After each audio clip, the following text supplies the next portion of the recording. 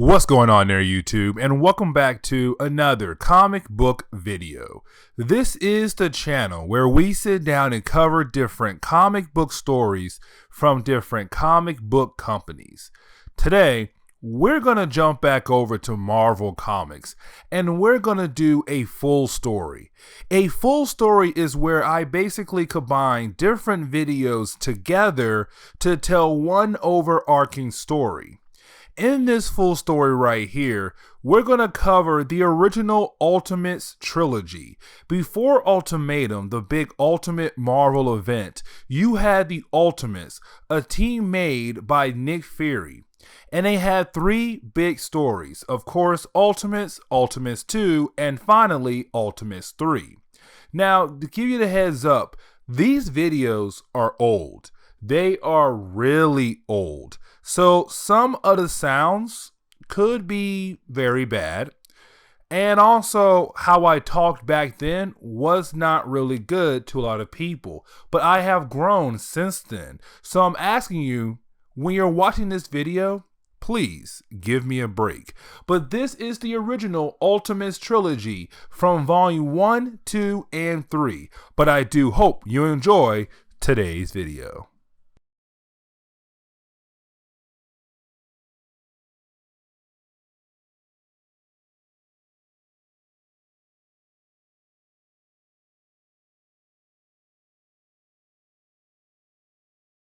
Now guys, when it comes to Ultimates issue number 1, this book right here, this book is all about Captain America. Now, this is not really an origin story. I mean, it is, but we are not picking up with Captain America getting the super soldier serum. Instead, we pick up with Captain America about to go into battle to fight against the German army, because right now the German army is building a missile and they're going to fire that missile at the White House.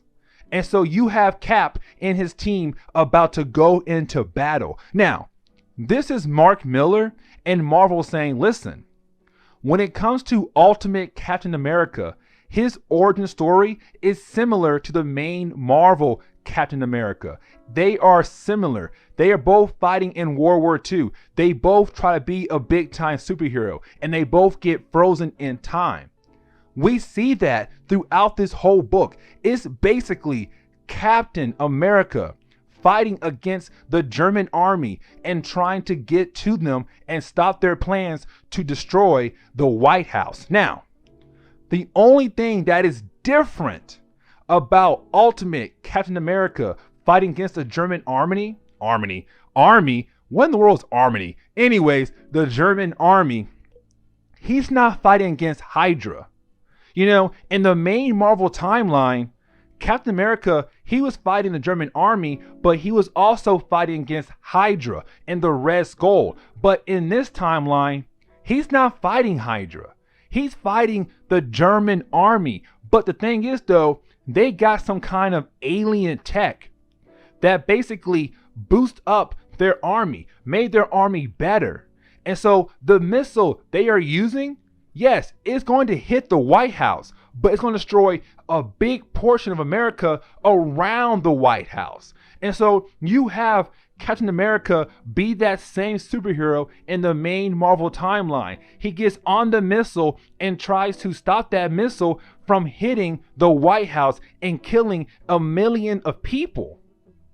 Now, of course, like I said, it's just like the main Marvel timeline. When he dismantles a rocket, it explodes and he flies off into the water. And of course, he gets frozen over time. And then we pick up in the present time, because right now we are with Tony Stark, and right now he's in the middle of the mountains just doing his thing, being a rich playboy, and he's saying how he is going to join Nick Fury's little superhero team, the Ultimates. But guys, when it comes to issue number 1, that's it. In issue number 1, all you see is the second half of Captain America's origin story. And then we move forward to issue number 2. Now guys, when it comes to Ultimates issue number 2, we pick up at the present time of Ultimate Marvel with Nick Fury and Bruce Banner. Now guys, little quick side note. Bruce Banner, he has already become the Hulk. The thing is though, S.H.I.E.L.D. was able to find a cure for the Hulk. And so right now, Bruce Banner is no longer the Hulk. But you do have Nick Fury saying, listen, I need your help. The president has restarted the super soldier program. He wants us to find a way to reproduce the super soldier serum. And I need your help, Bruce Banner. But I need to know, are you ready to work again? Because you were just a Hulk a few months ago and you killed a ton of people and you caused so much property damage. I need to know, are you able to work again? Now, you do have Bruce Banner say, yes, Nick Fury, I can work again. The Hulk is out of me. Thanks to S.H.I.E.L.D., that cure it helped me. It helped me get rid of the Hulk. And so you have Nick Fury said, fine, but I need to tell you two things real quick. The first thing is I am moving in your team to the main S.H.I.E.L.D. base. Your team from Pittsburgh, they are coming to our base. Now, he is talking about Hank Pym and Jan Pym, Giant Man and Wasp. And he's saying, listen, they're going to help us find a way to reproduce that super soldier serum. But the second thing I want to tell you, Bruce, is that you are second in charge of running this program. Your ex-girlfriend, she is going to run this program. Betty Ross is number one when it comes to this program right here. Now, guys, when it comes to issue number 2, the rest of the book is basically Marvel sitting down with us and saying, here is your characters who are going to be part of the ultimate team. Giant Man, Hank Pym, Wasp, Jan Pym, and also Iron Man. For right now, it's just those 3 people right there who have officially joined the Ultimates team. And the thing is, in the rest of this book, it's Nick Fury just going around and basically talking to those people. We are getting introduced to the roster of this team. That's really it when it comes to issue number 2. You know, it's them saying, okay, yes, we will join the Ultimates team. Yes, we will move to the main S.H.I.E.L.D. base, but we will also help out to find a way to reproduce the super soldier serum. Now, the way issue number 2 closes though, is that some Marine team was able to find the body of Captain America. And so like I said, guys, when it comes to Ultimate Marvel, when it comes to Ultimate Captain America, his origin is really similar to the main Marvel timeline. He was frozen in time, but luckily they were able to find him and unfreeze him. And so issue number 2 closes with Nick Fury finding out that they have found Captain America's body. The last person, the only person who was holding the super soldier serum. Now guys, when it comes to Ultimates issue number 3, this book right here is all about Captain America waking up into the 21st century, because he wakes up to Nick Fury and Bruce Banner, and they're both kind of like, hey man, listen, welcome to the 21st century. You are no longer in World War II. You have been frozen for a very long time, and one of our teams were able to find you and unfreeze you. And so we want to say, welcome to the 21st century. Now, for Cap, he's kind of like, okay, this is a lie. There's no way I was frozen in time for such a long period of time. This is a lie. These people must be working with the German army. And so you have Cap basically starts fighting against Nick Fury and Bruce Banner and a bunch of S.H.I.E.L.D. agents because he believes that they are lying to him. that he has been frozen in time. He believes that he's still in World War II. And so he starts to attack Nick Fury, Bruce Banner, and a bunch of S.H.I.E.L.D. agents. Now, luckily for Nick Fury, he had already called up Hank Pym and Jan Pym, Giant Man and Wasp. He was kind of like, listen, I need you guys here right now because Cap is freaking out. He's over here freaking out and he's kicking our butt right now. We need y'all help. And of course, Giant Man was able to calm Cap down by basically putting his hand over him and saying, calm the hell down. And so, of course, Steve Rogers does calm down. He says, okay, you know what? Maybe they're right. Maybe I was frozen in time for a long period. Maybe I can believe these people. Now, we do jump forward in time because now we have Nick Fury taking Captain America to visit his old best friend, Bucky. Now, guys, this is one of the few things that is different about the main Marvel timeline and the Ultimate Marvel timeline. Because, guys, when it comes to Bucky, the Winter Soldier, he is well alive and young in the main Marvel timeline. But in this book right here, he's not young. He's old. He wasn't frozen in time or kidnapped by a different country. No, he is alive and well, and he is an old man. But he also married Captain America's ex-girlfriend. After Cap supposedly died, Bucky and her got together. And so it's Captain America visiting his old best friend Bucky and seeing that Bucky is old. Bucky is an old man and he's not. And that right there hurts Cap because he believes that he should have been dead or be old just like Bucky and his ex-girlfriend Gail. And so it's hard for Cap to see his friend as an old man. Now, Nick Fury does take Cap to the gravesite of his parents, Steve Rogers' parents. And he says, listen, your mom and dad, they died. Your siblings, they died. Now, you do have a niece, but she's out there somewhere. And matter of fact, she might not have a clue who you are. And so it's kind of like, dang, Cap has walked back into the real world to talk to nobody. His best friend's old. His ex-girlfriend is old. His parents are dead. His siblings are dead. All he has is a niece who lives in Idaho, who might not even know who he is. And so he says, listen, I'm done. Like, for right now, I need to go home. I need to go home and just rest because all this right here is so hard to take in at once. Now, we do jump forward like a couple days in advance. And right now, we're at the Triskelion, or how to pronounce the Ultimates base. But basically, we're now at the base of the Ultimates. And right now, you have the president, George Bush, by the way, George Bush and Nick Fury talking to each other. And they're talking about how is Steve Rogers? How is he handling being in the 21st century? And you have Steve Rogers meet the president, meet George Bush, and says, it's cool. I like the outfit. I like the shield. I know I'm in a new kind of world, but I will get used to this somehow in some way.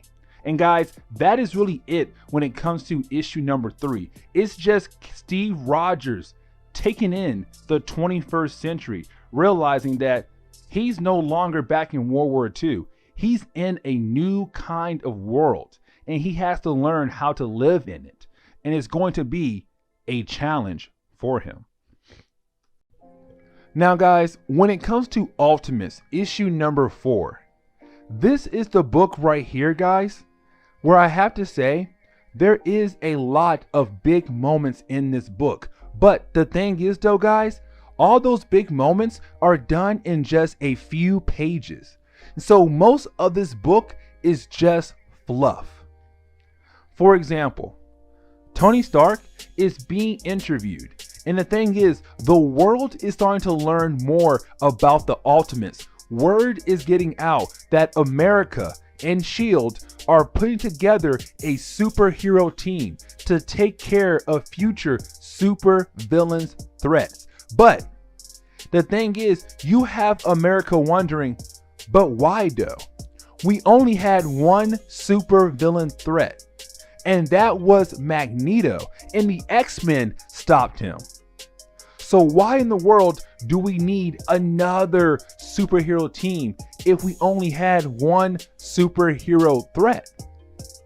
And guys, for most of this book, it's just Tony Stark trying to explain to America on why they are being formed into a superhero team. Now, we jump over to Nick Fury and Bruce Banner because, guys, they are flying over to meet up with Thor, Ultimate Thor. This is our first introduction to Ultimate Thor in Ultimate Marvel.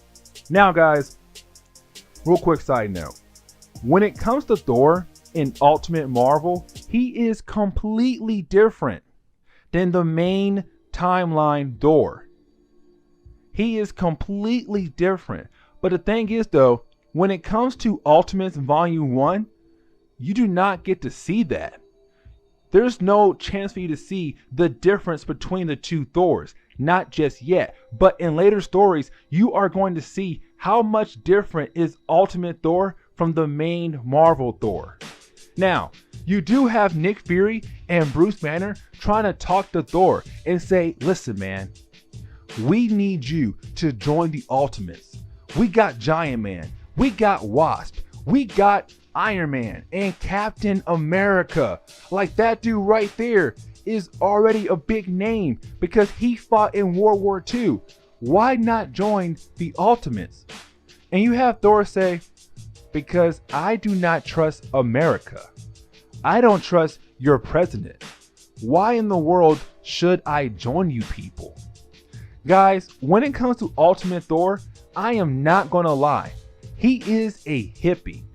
He is a hippie. And he is saying right now, I will not help with you guys with your superhero team. So you guys flying over here was a waste of time. So go back home to your new superhero team and leave me alone. Now, we do jump over to Nick Fury talking to Giant Man and talking to Wasp. Because, guys, word is getting out that the Ultimates might get their own movie.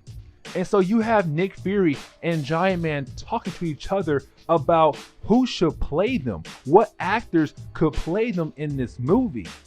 And the thing is, though, as Giant Man goes on and on, the name Bruce Banner comes up. And so you have Giant Man saying, okay, we need some kind of creepy actor to play Bruce Banner because Bruce is a creepy, short man. He's creepy, he's weird. You know what? You need an actor just like him. And the thing is, though, guys, Bruce Banner, he overhears that and he says, oh, great. Almost every single person here thinks that I'm creepy, that I'm strange, that I'm useless. That's not cool. And so he runs off. And then we jump forward about a couple hours later. And we pick up with Bruce Banner using a phone booth to call up Betty Ross and say, listen, Betty, I have re-injected myself with the super soldier serum.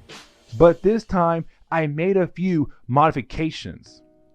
And he's saying, listen, I am going to Hulk out very soon. And you have Betty Ross ask him, why in the world are you going to do that to yourself? Why are you going to basically bring back the Hulk, the creature that killed a ton of people? Why in the world would you bring that back?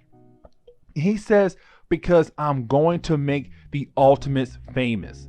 Because the world believes that this superhero team should not be made. That they believe this is a useless team. Because America, the world, they have only seen one super villain threat. And that's it. And that was Magneto. And so the world believes that this superhero team is pointless. It's useless. There's no need for a superhero team. I am going to show the world that the world needs a superhero team to protect it. And so right as book number 4 closes, we do see Bruce Banner start to Hulk out. And you have Nick Fury call in the Ultimates, Captain America, Iron Man, Giant Man, and Wasp, and says, guys, listen, Bruce Banner has hulked out. We need you guys to basically get ready for your first mission to fight against the Hulk. Now guys, when it comes to Ultimates, issue number 5, this is the book where you get to see the Ultimates come together and fight against the Hulk. Now, I did not mention this, guys, but back in issue number 4, when Bruce Banner called up Betty Ross, Betty Ross told Bruce Banner that she was on a date. And so with Bruce Banner right now being the Hulk, he is really upset because his ex-girlfriend, his ex-fiance is what? On a date with another man. And so this dude is going on a rampage through New York just to get to Betty Ross and her new man. Now, real quick side note. This is where we're going to see some things about the Hulk being different than the main Marvel Hulk. For example, this Hulk right here, he loves to kill people. He loves to eat people. And so right now, as he's going through his rampage, he's kind of like, hey, kill you, forget you, I will eat you later. This dude is beyond crazy. Now, he does find Betty Ross, but luckily for Betty Ross, the Ultimates arrive. And first up is Giant Man. Giant Man arrives and says, okay, I'm here. I'm the big guns. Let me take care of the Hulk right now, and we'll be done in like 5 minutes. The thing is though, guys, even though Ultimate Hulk is completely weaker than the main Marvel Hulk, he's still stronger than Giant Man. And so even though you have Hank Pym thinking that he can stop the Hulk shows Giant Man, no you can't, bruh. You and I, we are on totally different power levels. There's no way that you can stop me, the Incredible Hulk. And so Hulk almost kills Giant Man. Now, luckily for Giant Man, Iron Man does come in to save his butt. And so now you have Iron Man fighting against the Hulk. The thing is though, Iron Man is just like Giant Man, a completely weaker character, and the Hulk is just beating down on Iron Man. Now, Iron Man was able to escape, but it's kind of like, dude, what in the world can the Ultimates do? Now, you do have Wasp try to do her own thing to stop the Hulk. Of course, it does not work, but now it comes down to Captain America. Now, guys, this moment right here, it does seem like Cap can stop Bruce Banner. Captain America can stop the Hulk, because at first Cap was winning. He was beating down on the Hulk, and you have Nick Fury say, okay, Cap, listen, you have the cure for the Hulk. Get that needle out and inject the Hulk and turn him back to Bruce Banner before he does anything else to make our day even worse. And so right when Cap was able to beat down the Hulk, and it seems like Cap was going to give the cure to the Hulk's all like, nah, man, listen, you were able to get a good few punches in and basically slow me down for a few seconds, but I'm the Hulk. Just like Iron Man, just like Giant Man, just like Wasp, you are totally weaker than me. And so Cap, gone. Now, luckily for the Ultimates, Thor does arrive. Thor arrives and he's all like, what's up, guys? I'm here. No, I'm not here for you guys. I'm here to save the innocent people from this maniac called the Hulk that you guys kind of did produce. So stand back, I got this. And so Thor goes in there. Now, guys, at first, Thor is beating down on the Hulk. Thor is winning. But of course, the Hulk is still stronger than Thor. But luckily Luckily, after a few more fights between the Ultimates and the Hulk, the Ultimates were able to defeat the Hulk and turn him back into Bruce Banner. And so, guys, book number 5 is all about the Ultimates coming together to fight against the Hulk. And the thing is, guys, that was Bruce Banner's goal. His main goal was to show the world that the world needs the Ultimates. The world needs a superhero team. And so book number 5, it basically shows the world this is why we have the Ultimates. Iron Man, Thor, Captain America, Giant Man, Wasp. This is why we have this superhero team. Now, guys, when it comes to Ultimates issue number 6, this book right here is the final book of volume 1 of Ultimates. Now, this book right here, it only did 2 things in this book.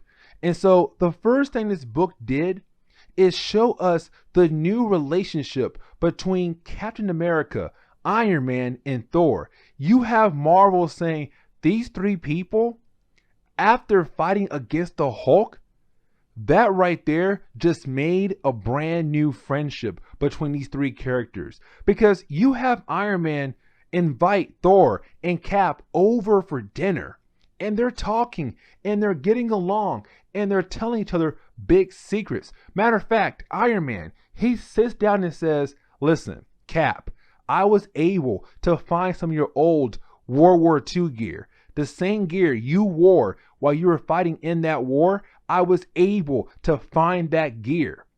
And I want to give that gear back to you as a gift. And Cap's kind of like, yo, that's crazy.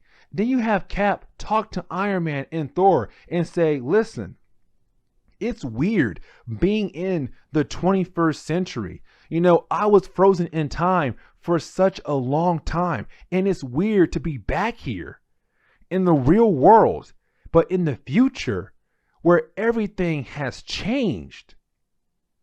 Now, you do have Iron Man tell Cap and Thor and say, guys, I do have one big secret I want to tell you guys. And that big secret is basically me dying because I have cancer. I have a brain tumor. And so it's kind of like, well, dang. Like Iron Man's dying, or he could die any moment. He even says, I have a few days or a few years, but I could die any moment now. And it's kind of like, well, crap. Like, dude, that's crazy. But it's Marvel showing us that these 3 characters are coming together as friends. Now, the second thing book number 6 does, and again, this is where we're going to wrap everything up. We pick up with Giant Man, Hank Pym, and Wasp, Jan Pym. And the thing is, Jan wants to go out for dinner. She wants to go out and have fun because thanks to her and the rest of the Ultimates, they just stopped the Hulk. They showed the world that the world needs a superhero team. But you have Hank Pym saying, no, we are not going out for a date. I'm going to stay here and continue working on my Ant-Man helmet because this team needs more powers to help protect the world. Now, you do have Jan kind of like talk smack to Hank. And she's kind of like, listen, it's okay to take a break. Let it go. Let's go out and have fun. But the thing is, Hank Pym keeps telling her no. And they start to argue and go back and forth, back and forth. And guys, this is where we get to learn a big secret about Jan Pym, aka Wasp. Because Hank Pym says to us that she is a mutant. That she's not just some girl with wings and powers. She is a mutant. And so he tells us that her powers are very completely different than the main Marvel Wasp.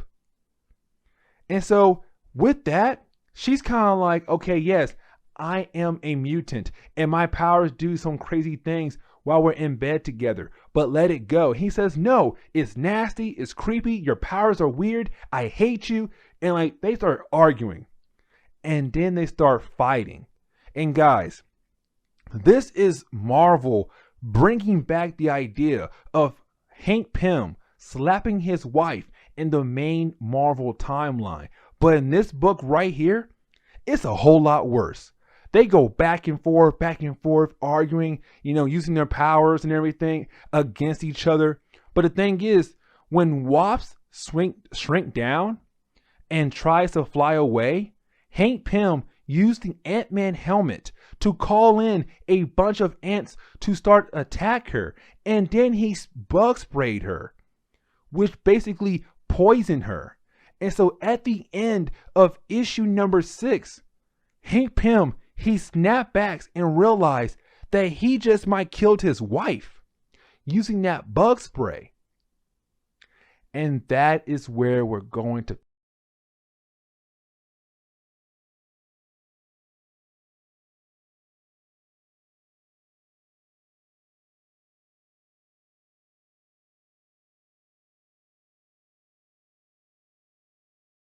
Now guys, when it comes to Ultimates issue number 7, with this book right here, this book is more of a setup book.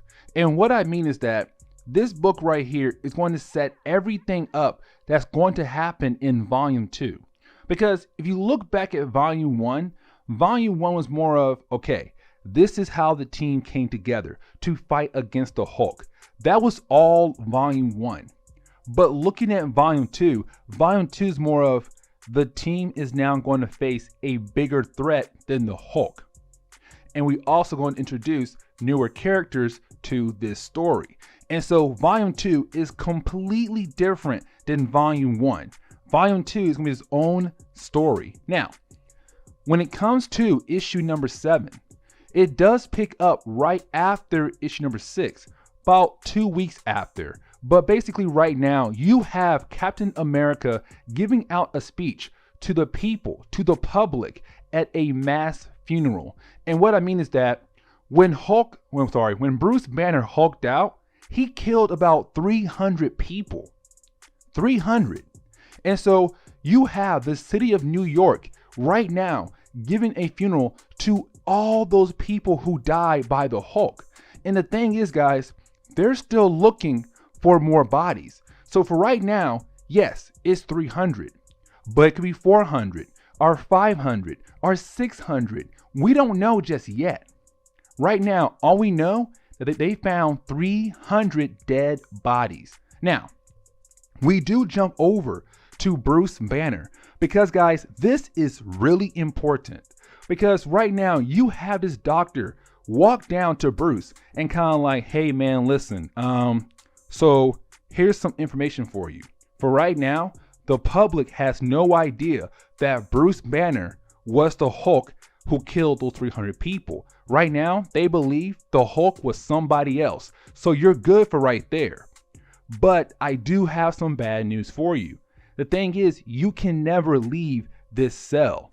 Now guys, after Bruce Banner hulked out, you had Nick Fury and S.H.I.E.L.D. put Bruce in a cell underneath the home base of the Ultimates to keep him there, to hopefully find a way to cure him again. The thing is, you have this doctor tell Bruce Banner, listen man, when you mix the Hulk serum and the super soldier serum together, it basically permanently bond the Hulk to you.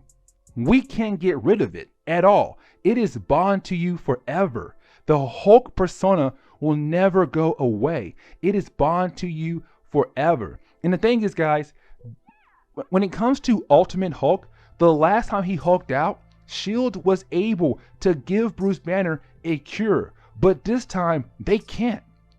Thanks to the Hulk serum being combined with the super soldier serum, Bruce Banner will always have to worry about hulking out again in the future.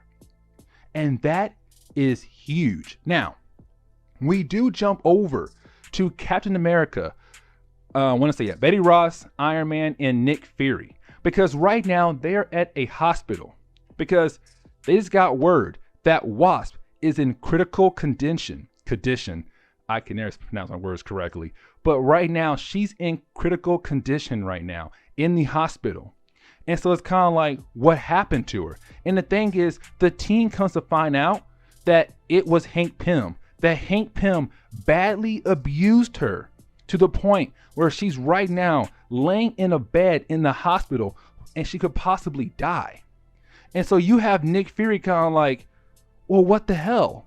Because this just happened right after defeating the Hulk. You have people out there looking up to Captain America, Giant Man, Wasp. You know, they looking up at the whole team. And now Giant Man done this to his own wife, Wasp. That's really bad. That's really, really bad for the team. And so you have Nick Fury say, listen, call some agents and get Jane back to our base with our medical team take care of her. I want her taken care of by the best doctors we have.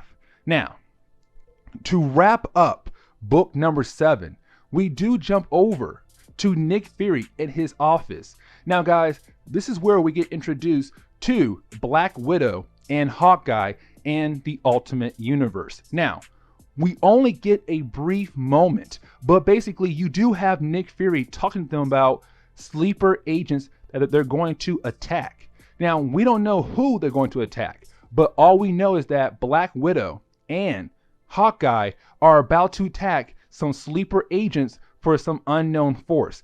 We don't know just yet, but we know they're going to attack somebody. And the thing is, you have Nick Fury ask Black Widow, do I need to send in my new team, which is the Ultimates? She says no. Leave this to the big boys. Hawkeye and I can take care of this. Now, right before book number 7 close, we do see our boy Steve Rogers, aka Captain America, walk into a part of the S.H.I.E.L.D. base. And he's walking in and looking at a computer. He said, listen, computer, I need you to find Hank Pym for me. And the computer finds Hank Pym and gives him the location. And you have Cap saying, I need a chopper right now. Because it seems like Cap is going to go after Hank Pym for abusing his wife. Now, guys, when it comes to Ultimates issue number 8, with this book right here, this book is all about Black Widow and Hawkeye. And what I mean is that with this book, you're going to see Black Widow and Hawkeye work together to fight against those sleeper agents we first heard about from the unknown force that the Ultimates will fight later on in this story. And so in this book, the first like 10 and 12 pages, it's all about Black Widow. It's all about Hawkeye working together to fight against those sleeper agents. Now, we do jump over to the base of the Ultimates. And thing is, guys, we pick up with Nick Fury sitting down with Iron Man and Thor because the rest of the team is all over the place. Giant Man is out there somewhere. Cap is looking for Giant Man, and Wasp, well, she's in the hospital. And so right now, it's Nick Fury sitting down with Iron Man, Thor, Hawkeye, Black Widow, Quicksilver, and Scarlet Witch. Now, you do have Nick Fury tell Iron Man and Thor, listen, your team, the Ultimates, just got 2 new members, Hawkeye and Black Widow. They are your 2 new members, but Scarlet Witch, Quicksilver, they will not join your team just yet. They will still stay on their original team for right now. Now, guys, little quick side note. When it comes to Scarlet Witch and Quicksilver, they didn't first appear in Ultimates comics. No, they first appeared in Ultimate X-Men, I want to say issue number 1, 2, or 3. I want to say it's 2. But anyways, when it comes to Quicksilver and Scarlet Witch, this storyline right here takes place after like Ultimate X-Men issue number 13. And so by that point right there, Magneto already attacked USA and he lost by the X-Men. And so all his guys who worked for him were sent to prison, including Scarlet Witch, Quicksilver. And so right now, they are working for S.H.I.E.L.D. for one day to be free, to get out of prison, basically. And so you have Nick Fury saying those two guys will not join the Ultimates because one, that will destroy the image of the Ultimates, but two, because I want them on Black Ops. I want them to stay over there. And so right now, you have Nick Fury sit down with Iron Man, Thor, Hawkeye, and Black Widow and say, listen guys, we are fighting against an alien force. An alien force is on Earth right now. The same alien force that Cap fought back in World War II is back again. Matter of fact, they never left. They're still here. And so right now, our goal is to fight against them. Now guys, you're probably wondering, okay, so who is this alien force they're going to fight against? And I really hope I pronounced this correctly, but Chitauri. The Chitauri race is on Earth right now, and they can shapeshift. And so right now, you have Nick Fury tell the Ultimates, this is the force we're fighting against. These are the bad guys we are fighting against. The Chitauri, this alien race, is on Earth and trying to take over the Earth. Those bad guys that Hawkeye and Black Widow fought, that was them. The same people that Cap fought back in World War II are still around on Earth. Remember guys, in my last video, I mentioned that Cap was not fighting against the Red Skull. He was fighting against an alien force. Now, to wrap up issue number 8, real quick, you do have Nick Fury get word that they were able to find Captain America. He's kind of like, okay, cool, where's he at? They're kind of like, hey man, he's in Chicago. Because we were told that you gave him clearance to go chase down Hank Pym and make sure he gets arrested. And Nick Fury's all like, crap, Cap is going to beat down on Hank Pym. That is not a good thing. And guys, that wraps up issue number 8. Now guys, when it comes to Ultimates issue number 9, with this book right here, this is the book where we finally get to see Captain America beat down on Hank Pym. Because guys, remember, at the end of my last video, we watched Hank Pym abused his wife, Janet. And so right now you have Cap kind of like, hey man, what's up? I see you're here at this bar in Chicago taking some shots. Listen man, we gotta talk real quick. And the thing is, you have Hank Pym trying to tell Cap that he's innocent. It was an accident. He didn't mean for it to happen. But the thing is, Cap does not care. Because to Captain America, you hit a woman. That's not right. And so you have Cap start to beat down on Hank Pym in the middle of the street. Kept telling Hank, hey man, you know what? Get big. Go to Giant Man size. Get big. I want a real challenge. And so you have Hank get big, turn into Giant Man. The thing is, with Cap, it doesn't matter. Cap was able to beat down on Giant Man like it was nothing, to teach him a lesson. Now, you do have S.H.I.E.L.D. arrive. They're kind of like, hey man, listen, Nick Fury called us and told us, do not lay a hand on Hank Pym. By the time they get there, it's kind of like, bro, you're too late. Like Cap just beat down on Hank Pym. Hank Pym is knocked out with a bloody nose, a few broken bones.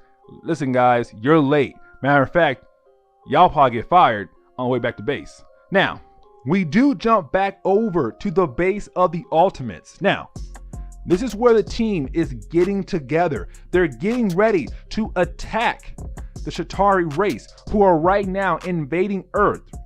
And so you have Iron Man, Thor, Black Widow, Hawkeye, Cap. They're all getting ready. Only 2 members are not there right now. Now, before we wrap up issue number 9 and jump to the next book in this collection right here, I do want to sit down and discuss one thing. Because you do have Cap visit Janet in the hospital, and you have Cap ask her, how you feeling? Are you okay? Listen, I'm just here to see how you're doing. The thing is, Janet is mad at Cap because Cap went after Hank. And so right there, you see a little problem between the team, because Janet believes that Hank was not in the wrong. that Cap and the rest of the team should have stayed out of their relationship problems. You have Cap kind of like, listen, I'm just here to help you. I mean, you were abused by your husband. But the thing is, she does not care. Now, we do jump over to Cap meeting up with Nick Fury, Hawkeye, Black Widow. You have Nick tell Iron Man, Thor, you two are the heavy hitters. Y'all going in first. Cap, Black Widow, Hawkeye, me, we're going in second. Let's go. We are going to attack the Chitauri race today. And that wraps up issue number 9 right there. Now guys, when it comes to Ultimates issue number 10, with this book right here, this book was more of, okay, let's sit down and give the fans a backstory of the alien race Chitauri. Let's sit down and explain what in the world is going on. And so you have issue number 10 sit down and say, Captain America has been fighting in World War II from the very beginning, or when America joined the battle. But the one person he could never get rid of was Clell Kleiser, which I'm really bad at pronouncing names. But Clell Kleiser is the leader of the Chitauri race that's on Earth. And so back in World War II, you have Cap and him battle over time over and over again. And the thing is, every time Cap thought he defeated this man survived somehow and came back even stronger with bigger plans. And so you have basically book number 10 tell us that Cap had tried to defeat this man over and over again. And this man could be alive right now in the present day. Now, we do jump over to the present day and we pick up with the Ultimates minus Wasp and minus Giant Man. You have the rest, Iron Man, Thor, Cap, Black Widow, Hawkeye, and Nick Fury too. But you have the Ultimates arriving at this location, the location that they think that the Chitauri race is hiding at. And they're thinking like, okay, we got an army, we got Thor, we got Iron Man, we got Black Widow, Hawkeye, Cap, we got me, Nick Fury. We even got an army of SHIELD agents behind us. We got this. We are going to attack this island and get rid of the Chitauri race. The thing is, something is wrong. Because guys, we now jump back over to Janet. Because guys, Janet is at the hospital. This hospital is inside the base of the Ultimates. And the thing is, she's there. And she's kind of like, hey, where's my nurses at? They've been gone for a while. What in the world is going on? And so you have her walk in the hallway and she realized that these people are not her nurses. These people do not work for SHIELD. And so you have her freak out and try to escape from some of these people who are not SHIELD agents. And guys, this is where we come to find out that these people are the Chitauri. The Chitauri have taken over the base of the Ultimates. And so you have Wasp basically fly into the control room, look through the information that Nick Fury was given to come to find out that Chitauri race has been inside SHIELD this whole time. And they gave Nick Fury and the Ultimates false information saying that, hey, yeah, there's a whole hive full of Chitauri on this island. Go over there and take them out. The thing is, there's no Chitauri there. And so right now, the island that the Ultimates are on is empty. You have Thor tell Nick, hey, there's nobody here. You have Iron Man saying, yeah, Thor's right. There's nobody here. Hey, Nick, I think you got false information. And Wasp is trying to call Hawkeye, trying to call Nick Fury, kind of like, hey, guys, listen, you guys got false information. Chitauri race has been inside SHIELD this whole time. They gave you false information to trick you. And so the Ultimates on the island they're on right now blows up. It blows up. And that wraps up issue number 10. Now guys, when it comes to Ultimates issue number 11, with this book right here, this book was more of, okay, let's sit down and show the fans how big this threat is, how big this event could be for the Ultimates. And what I mean is that you do have Wasp try to escape from the Shield base. She tries to shrink down and escape, but the thing is, she does get captured by the leader of the Chitauri race, and the leader is, of course, Kleister, and I still cannot pronounce his name correctly.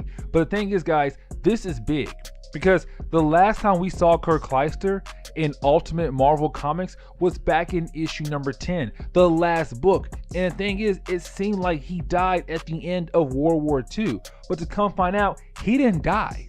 He survived. The man who fought against Captain America is still alive. And that right there, guys, is huge. Now, to make things worse, you do have Kleister sit down with Wasp and tell her everything. He says, listen, we did not just take over S.H.I.E.L.D. No, we have people all over the world in every single government. China, Russia, you name it, we have someone in the government working with us to overthrow them. The thing is, we are all over the world. Now, with Wasp, it does seem like this is going to be an invasion. Like they're going to wipe Earth out. But the thing is, that's not the truth. Because as Kleister is about to leave to go somewhere else, you do have more spaceships arrive all over the Earth. And now the whole world knows, oh crap, we're being attacked by an alien race. And so you have Kleister as his boss, who's ahead of him. What are you doing? Why showing the Earth all our spaceships right now? You're freaking the Earth out. And you have his boss say, listen, we are on the run. Our enemy is kicking our butt. We need to go ahead and blow this planet up completely. We're not going to take over it. No, we need to blow this planet up completely. And guys, that is huge. That is big. And so it seems like this is the end for Earth. But right before book number 11 closed, Kleister, he gets a call from one of his men and says, hey man, this is weird. We got some weird readings on our screen right now. And the thing is, it looks like it's Iron Man. But that can't be right, because Iron Man and the Ultimates died in that explosion. And so you have Kleister kind of like, are you sure it's Iron Man? And right before book number 11 closed, the Ultimates, Nick Fury, Thor, Iron Man, Black Widow, Hawkeye, Captain America, they all reappeared right in front of Kleister. And it's kind of like, bam, it's time. It's time for Captain America to fight against Kleister one more time. Fight against him one more time. And guys, this is huge. And that closed book 11. Now guys, when it comes to Ultimates issue number 12, with this book right here, this book is more of, okay, let's get into the big battle, the big bang between the Ultimates and the Chitauri race. Captain America versus Kleister. This is a big moment, a big moment, because for Cap, he's kind of like, I didn't finish you off back in 1945 before I was frozen, but I can finally end this battle between you and me, Kleister. I can finally end this. And so when it comes to issue number 12, the first half of this book is more of Cap fighting against Kleister. The Ultimates trying to support Captain America by fighting against the other aliens. It is a full-on battle across the Earth. It is crazy. Thor is going crazy. Iron Man's going crazy. I mean, the whole Ultimates are going crazy right now, except Giant Man. But you have everybody just giving all they can to defeat the Chitauri race. Now, we are not going to forget the smaller things that are going on right now. Remember, in the last book, issue number 11, it was told by Kleiser's boss. We are going to blow up the planet. And so right now, Earth might get blown up. And so you have Black Widow and Wasp working together to find that bomb. If they can find that bomb, then we're all good. The thing is, they can't find the bomb, but also they can't even figure out the language of the Shintar race. And so it's kind of like, what do we do? This bomb can blow up a whole planet. And one, we can't find it. Two, we can't decode it. So we are freaking screwed. What can we do? That is the big problem right there for the Ultimates. Now, you have Nick Fury say, okay, listen, we need to go to plan B. Matter of fact, plan H. And plan H is Hulk. We need to get Bruce Banner out here right now to go ahead and Hulk out, because we are losing this battle. And so right before book number 12 closes, you have Nick Fury and Cap kind of like, okay, listen, Shield agents, can you beat up on Bruce Banner so he'll get angry and turn to the Hulk? The thing is, Bruce took so much medication, he's kind of like, dude, I am dope out. There's no way I can turn to the Hulk. We are screwed. And so you have Nick Fury say, all right, fine. Throw him out of the chopper. Throw him out of the chopper. If he crash lands on Earth and dies, cool. I'll take the blame. But if he gets thrown out of the helicopter and turns into the Hulk, we are good. And so you have the Shield agents pick up Bruce Banner and throw him out of the chopper and kind of like hoping that he'll turn into the Incredible Hulk one more time to help the Ultimates fight against the Shintar race. And that wraps up chapter 12. And guys, let me tell you, man, 13 is about to go down. I'm not even lying to you. Now guys, when it comes to Ultimates issue number 13 is probably the best moment of all of Ultimates volume 2. And what I mean is that, as we know, at the end of issue number 12, we saw the Hulk get thrown out of helicopter. Bruce Banner got thrown out of the helicopter because the Ultimates need Bruce Banner to turn into the Hulk. And so, of course, with issue number 13, as soon as Bruce Banner crashes down on the ground, he does turn into the Incredible Hulk. And so it's the Ultimate Hulk right now, just going all out. He is upset. He is mad because he was just thrown out of a plane. And the thing is, the first person he sees is Captain America. He's kind of like, wait a second, you beat me last time. I hate you right now. You were able to subdue me last time. I don't like that. And so you have Hulk go after Captain America first, but you have Cap tell Hulk, listen, man, listen. That guy right there, Kleiser, he told me that he was all over your girl, Betty Ross. And as soon as Hulk heard that from Cap, Hulk went all out on Kleiser. I mean, the Hulk starts smashing Kleiser to the ground, throwing him around. It's not funny. I mean, Kleiser getting his butt kicked by the Hulk. But while that's going on, you still have Black Widow and Wasp still trying to get that bomb that's going to blow the Earth up completely off Earth.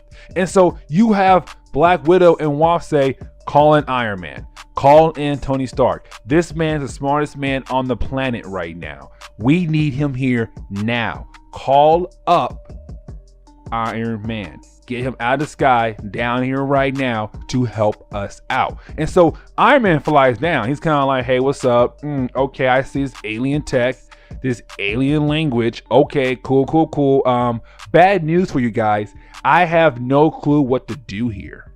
And so it's kind of like, dude, Tony, you are the smartest man on Earth. Are you going to tell me that you can't figure this out to find a way to save the Earth, to get this bomb off the planet? And he's kind of like, nah, man, we're screwed. Like, I can't, basically defuse this bomb. We're screwed. But then he says, hold up, I got an idea. We'll call in Thor. Thor is powerful enough to teleport this bomb off the earth to save the planet. And the thing is, Thor does that. Thor flies down with his magical hammer and he says, okay guys, it's time for me to basically get rid of this bomb before this bomb blows up the entire earth. And so that right there is happening. You have Thor trying to get rid of this bomb before the bomb blows up and blow up the entire earth. Guys, it is huge. It is literally huge.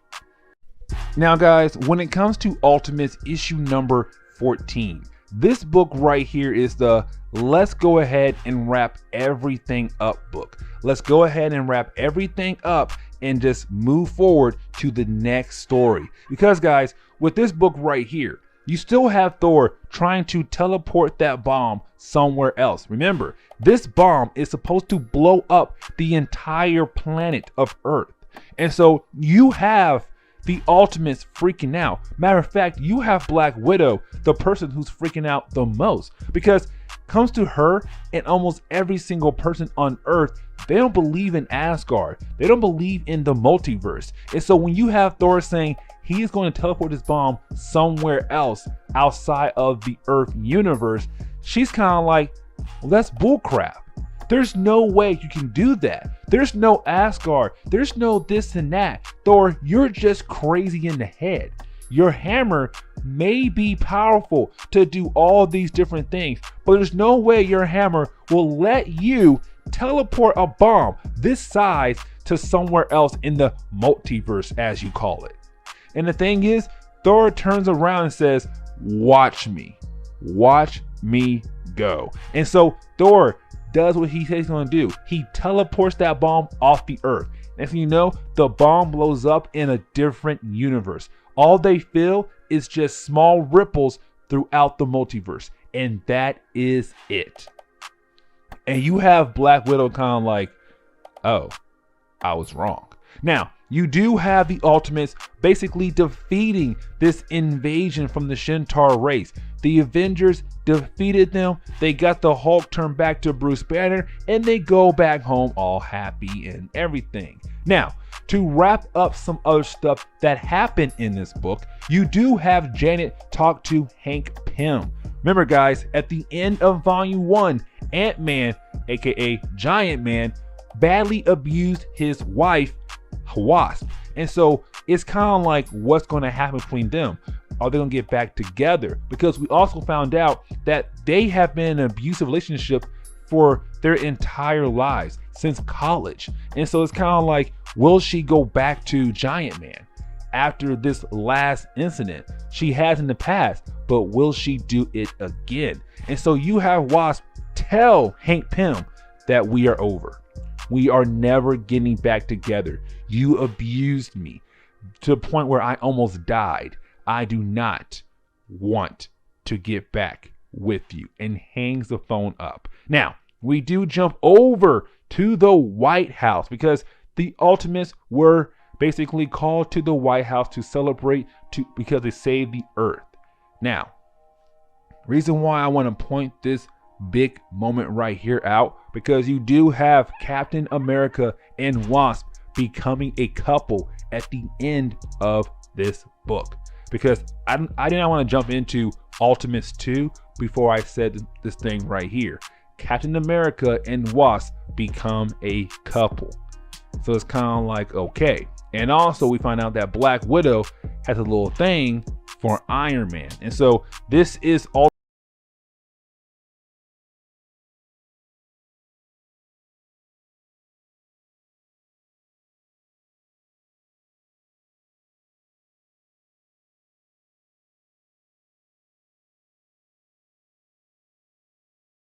Guys, when it comes to Ultimates 2 number 1, you do have the writer of this book, Mark Millar, use this book as a way to kind of give us an update on how the world looks at the Ultimates.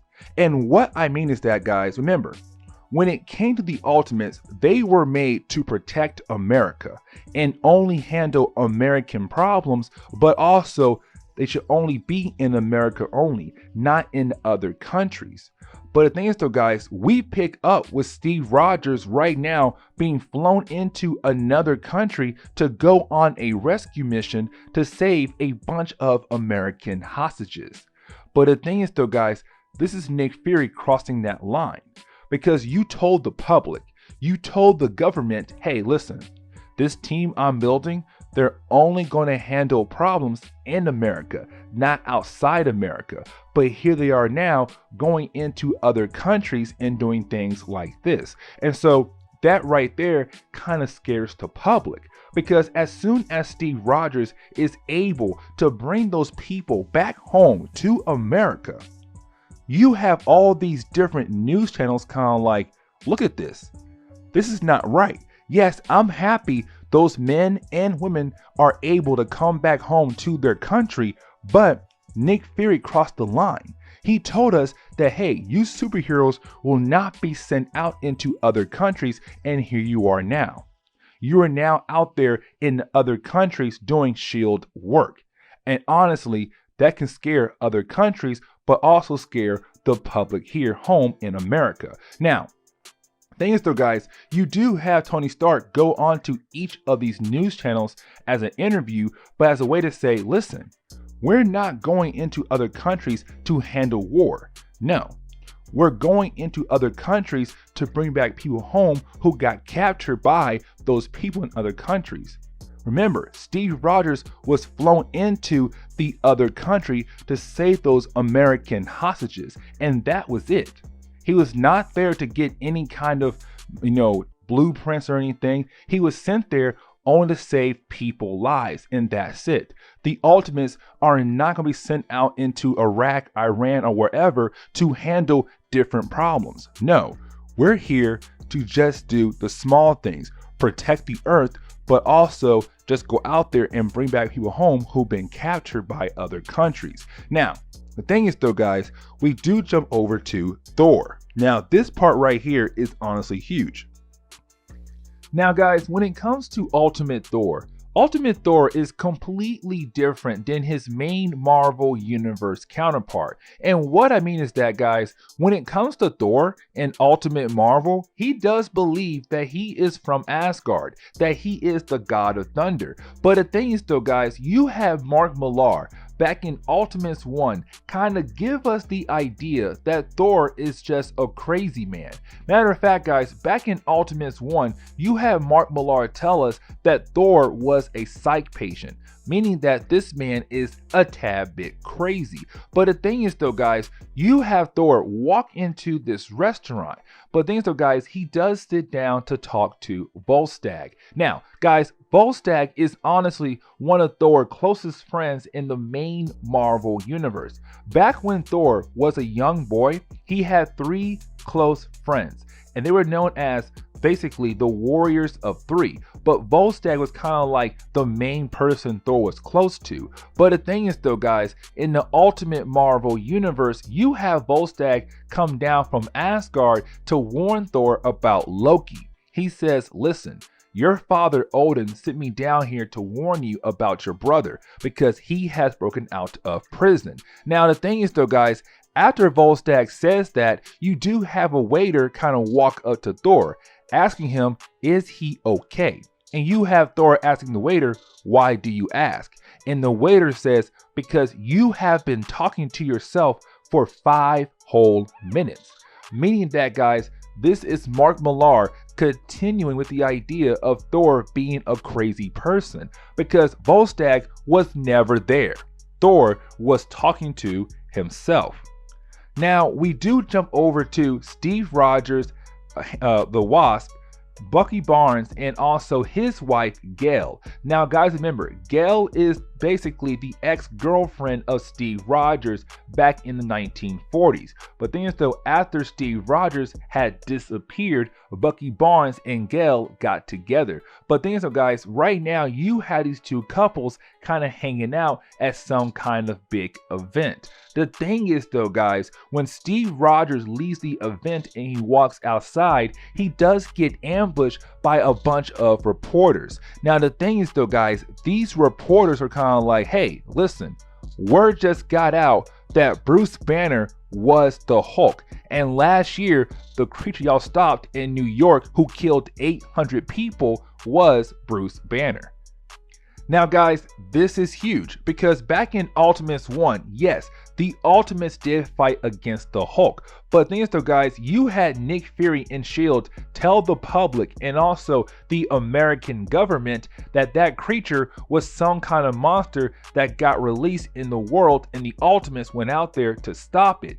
Matter of fact guys, Nick Fury never told the world that that was Bruce Banner, and Bruce Banner was trying to basically reproduce the super soldier serum. But the thing is though guys, Nick Fury lied to the government but also lied to the American public. And so now word got out that hey listen, it's you guys' fault that we had a Hulk situation in New York, the same Hulk that killed 800 people just last year. You guys are basically covering up your own tracks. What do you have to say? And Steve Rogers is honestly speechless.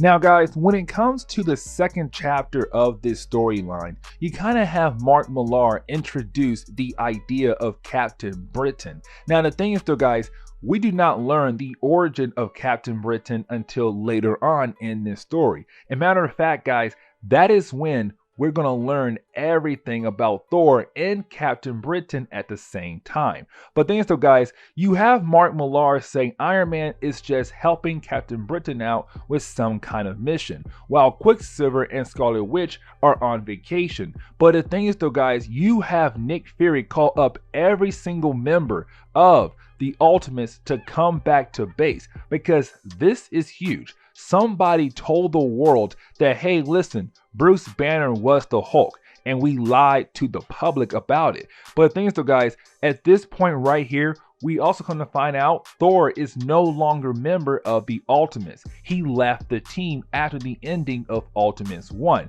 But also guys, we come to find out Iron Man and also Black Widow are now engaged. They are now engaged to one another. Now, the thing is though, when the team does come back together at the base of the Ultimates, you do kind of have Nick Fury ask him, okay listen, I don't know who did this, I don't know why, but we need to come with a game plan to cover up our tracks. And so I'm going to tell you guys right now, Hulk is going on trial. Do anybody have a problem with that? Now of course you do have a few people kind of like, oh my god, are you serious? But you have Nick Fury say yes, because thing is though guys, Hulk killed 800 people. He killed 800 people. And so right now you have the American government and also the public kind of like, listen, Bruce Banner has to answer for what he did. Yes, he was trying to reproduce the super soldier serum. But the thing is though, he got mad when his ex-girlfriend at the time went on a date with another man, and that pissed him off, and of course he turned into the Hulk by using the reproduced super soldier serum. But the thing is though guys, he killed 800 people, and so he has to answer for what he did. And so you kind of have Nick Fury say Bruce Banner is going on trial. Sooner or later, the Hulk is going on trial and we cannot stop it at all. Now, you do kind of have Steve Rogers think that it is Thor who's the one out there telling the public every single information, because Thor, he hates the American government, but also guys, he hates the idea of Hulk being locked away. But then so guys, you have Steve Rogers think, no, it has to be Thor. He's the only member who's no longer part of the Ultimates, meaning that he probably went out there and told somebody, and that's how word got out. And so you have Steve Rogers actually go and locate Thor at some club. But the thing is though guys, you have Thor tell Steve Rogers everything I just said. He's kind of like, dude, listen, I hate the American government, but I also hate the idea of the Hulk being locked away. Yes, he messed up. Yes, he killed 800 people, but honestly, it was a mistake. Now, leave me alone. I was not the person who told the public about your guys' little white lie. Now, the thing is though, guys, to wrap up chapter 2, you do have Charles Xavier stop by to talk to Bruce Banner. And guys, this is just Charles Xavier getting Bruce Banner ready for his big moment. This man is going on trial, and sooner or later he might die, because they're asking him to be killed if he does become guilty for killing 800 people.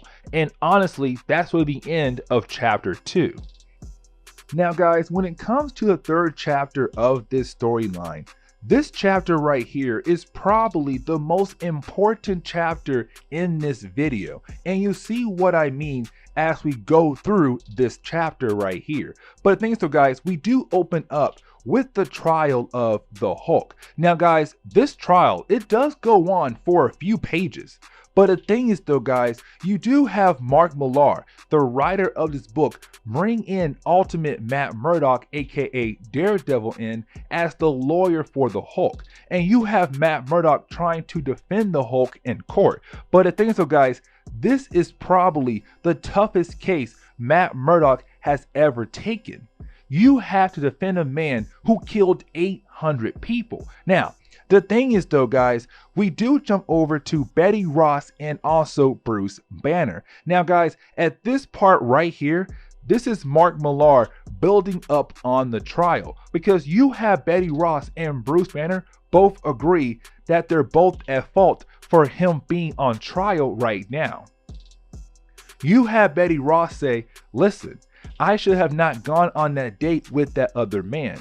I should have stayed with you. It's my fault that you basically took in that reproduced super soldier serum and turned yourself into the Hulk. If I had stayed with you, you would not be on trial. But the thing is though guys, you have Bruce kind of like, no, I'm at fault here, because I should have realized that you needed a better man, that you need someone who could actually be there for you. But the thing is though, I was so upset, I took that super soldier serum and turned myself into the Hulk. It's my fault. And so guys, you kind of have both people here say, we're both at fault here for me being on trial right now. And they both cry to each other. Now, the thing is though guys, we do jump forward a couple days, and we do pick up with Nick Fury walking inside the prison of the Hulk. Now, the thing is though guys, you have Nick Fury tell Bruce right off the bat that he's not guilty, that he is actually an innocent man,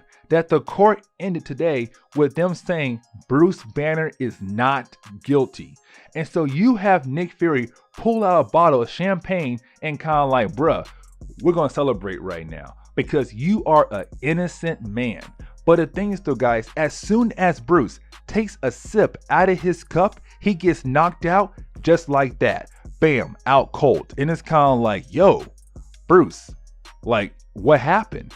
But guys, we come to find out the court said he was guilty.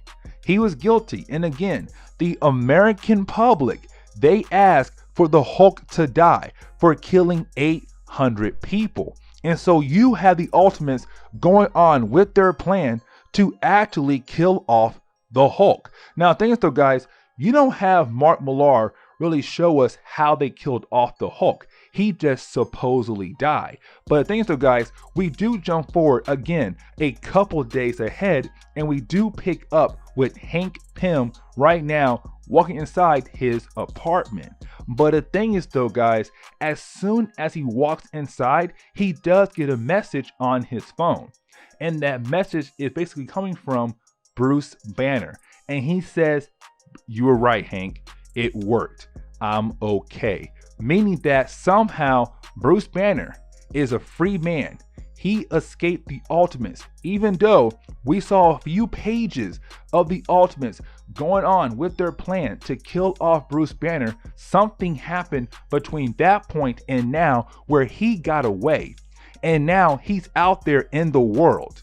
And the thing is though, guys, this does lead into Ultimate Hulk versus Ultimate Wolverine, another video down the road. Now guys, when it comes to the fourth chapter of this storyline right here, you do have Mark Millar use this chapter as a way to kind of give us the origin of Thor, but also the origin of Captain Britain as well. Now the thing is though guys, we do pick up with a random protest happening right now in the middle of Italy. But the thing is though guys, this protest is supposed to be a peaceful protest, meaning that there should be no violence at all. The problem is though, out of nowhere, you do have a few police officers attack some of the protesters. And of course, you do have Thor stepping in. And Thor is kind of like, listen, this was supposed to be a peaceful protest, and now it's not. Now, the thing is though, guys, we quickly jump over to the Ultimates. And right now, you have the Ultimates flying over to Europe and meeting up with the European Defensive Initiative. Guys, this right here is basically the European side of S.H.I.E.L.D. Now, at this point right here, guys, you do have Mark Millar give us the origin of Captain Britain. And the thing is though, guys, we get introduced to James Braddock. Now, James Braddock is kind of like the big scientist for Europe. He's kind of like Bruce Banner, but over here in Europe, he's the leading man. Now, the thing is though, guys, he was able to reproduce the super soldier serum, but kind of give it out to different people across Europe.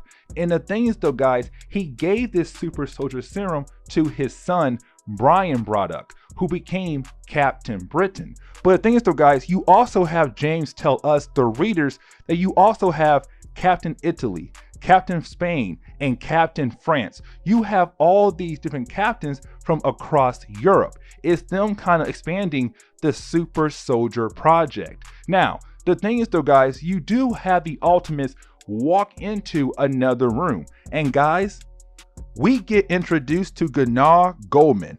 And I know I butchered his first name. But the thing is though, guys, Gunnar Goldman is actually Loki in the Ultimate Marvel Universe, the half-brother of Thor.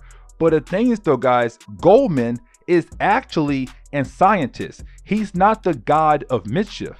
And the thing is though, guys, you have Goldman tell the Ultimates the same origin I told you guys earlier, that Thor powers comes from the hammer. It comes from the harness he's wearing on his chest. The thing is though, guys, that harness, that hammer, they are literally machinery, meaning that Thor is a fake and his powers was stolen by the European side of S.H.I.E.L.D.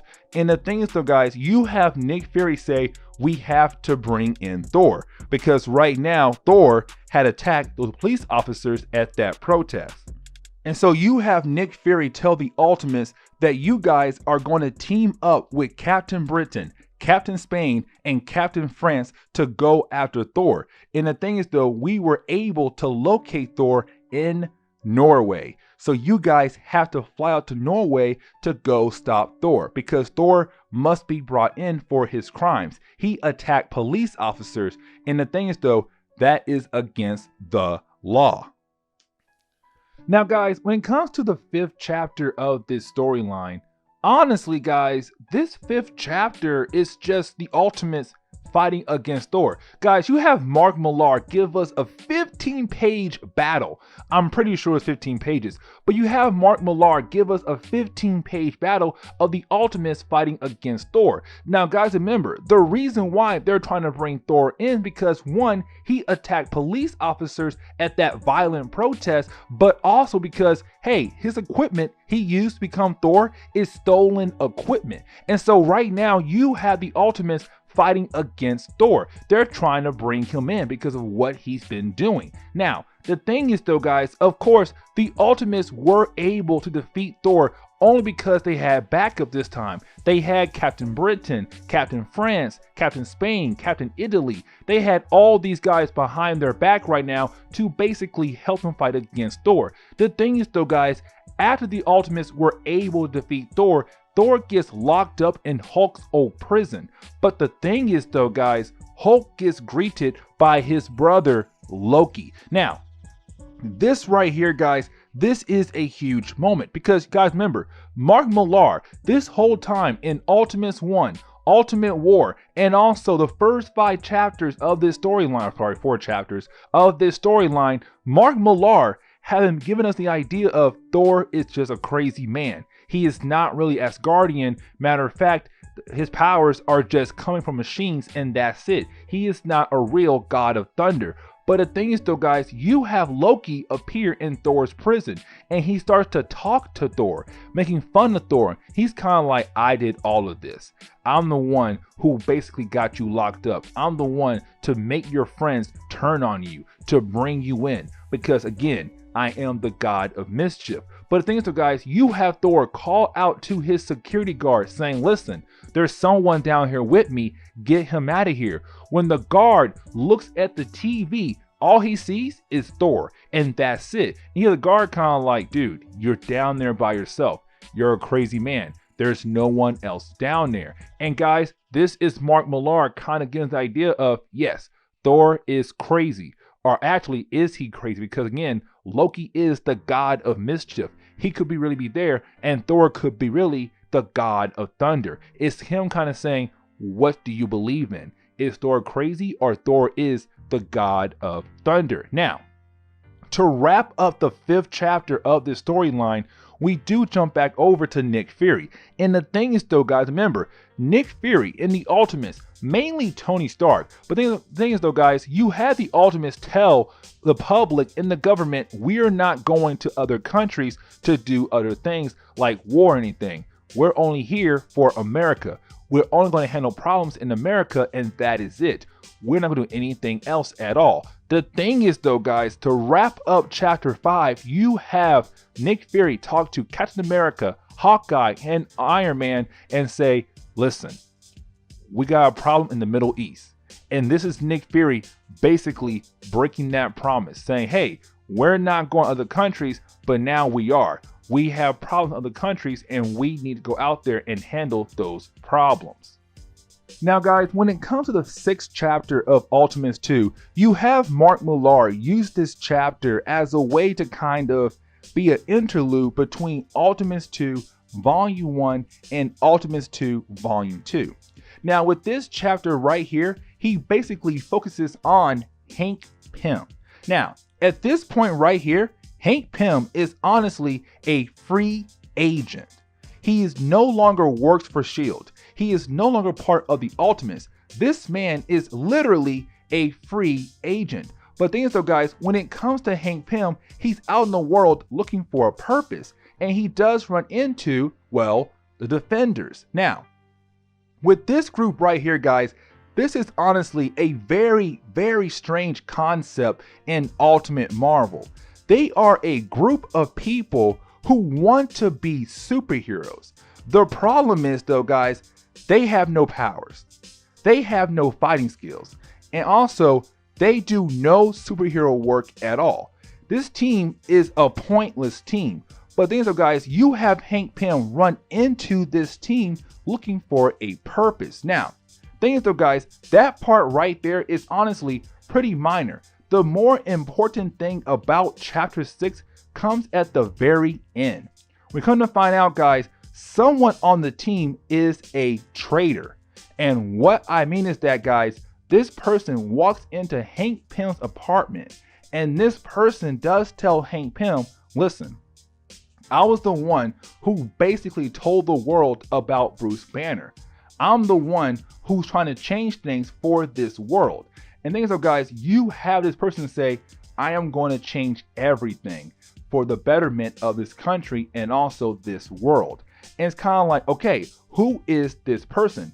And guys, Mark Millar does not tell us at all. He's kind of like, that is going to be the big mystery.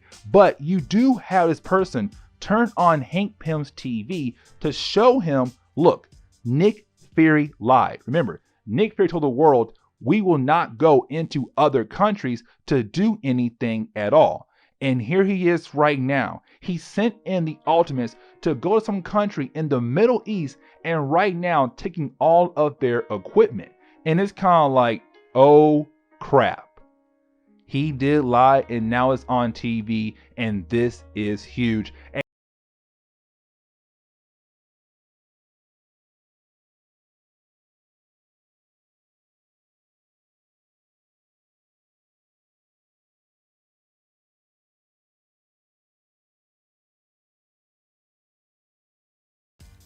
To begin today's storyline, we pick up with the Ultimates in the Middle East hacking into some kind of computer to gather information on this nuclear plant.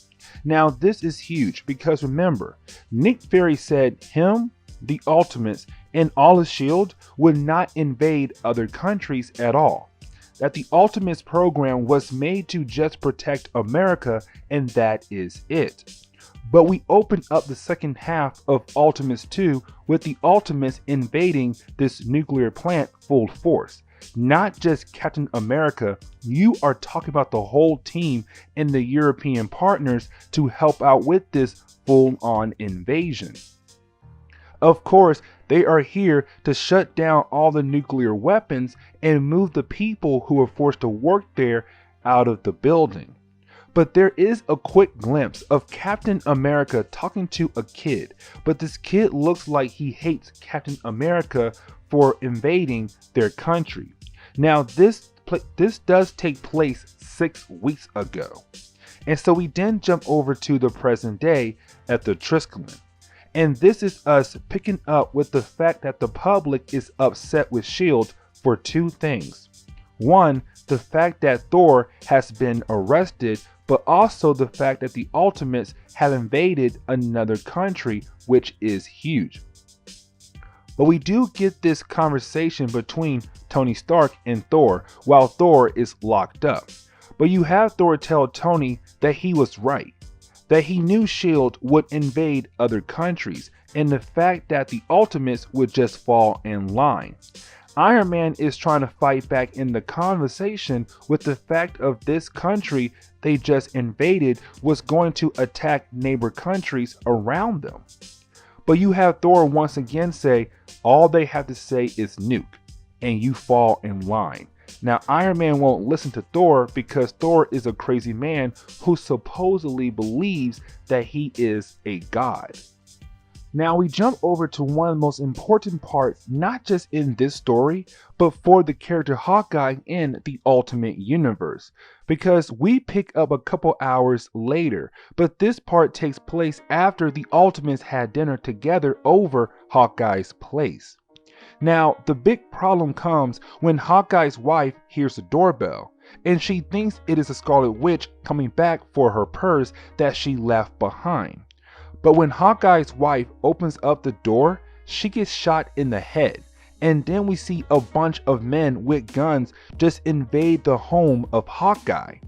And for Hawkeye, he is unable to do anything because by the time he realizes what is happening, he gets shot in the arm, in the leg, and unable to move. But these men, they run in and they kill one of his kids right in front of him. Some of the men go upstairs and kill the rest of his kids. And then to close the first chapter, Hawkeye gets taken away.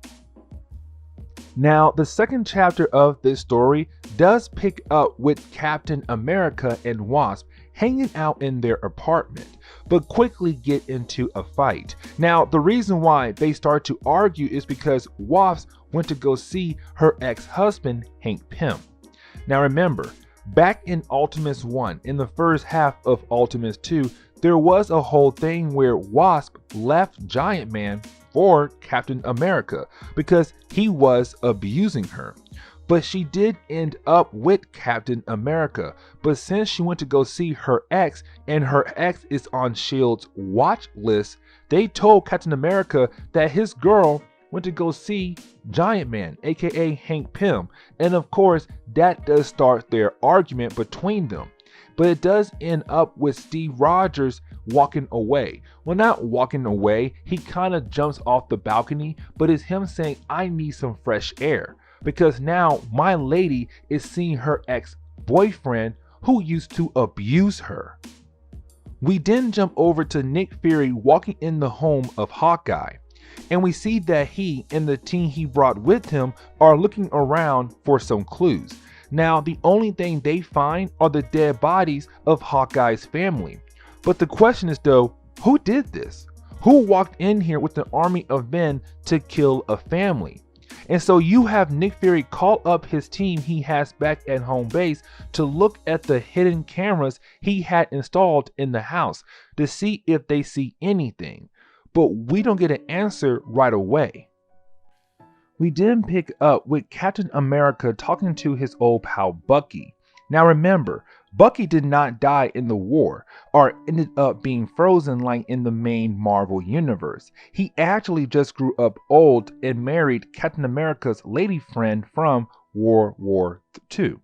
But while they are talking about the whole situation with Wasp kind of seeing Giant Man behind Steve Rogers' back, out of nowhere you have an army of S.H.I.E.L.D. agents appear out of nowhere wearing a bunch of Iron Man armor.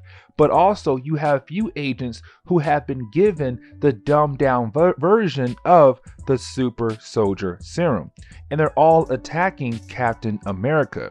And that is when you have Nick Fury walk out of nowhere and claim that it was Captain America who took a bunch of armed people into the home of Hawkeye and killed his family. You have Steve Rogers trying to tell Nick Fury that it was not him, like he has no idea what Nick Fury is talking about. But Nick is not hearing it and just has all the S.H.I.E.L.D. agents just keep beating down on Captain America to the point that he is knocked out and he is being taken into custody. But as soon as that happens, word gets out very quickly across the world, well, across the nation, that the fact that Captain America is the one person who just killed one of his fellow teammates, Hawkeye. Word gets out to the public and to the Ultimates team.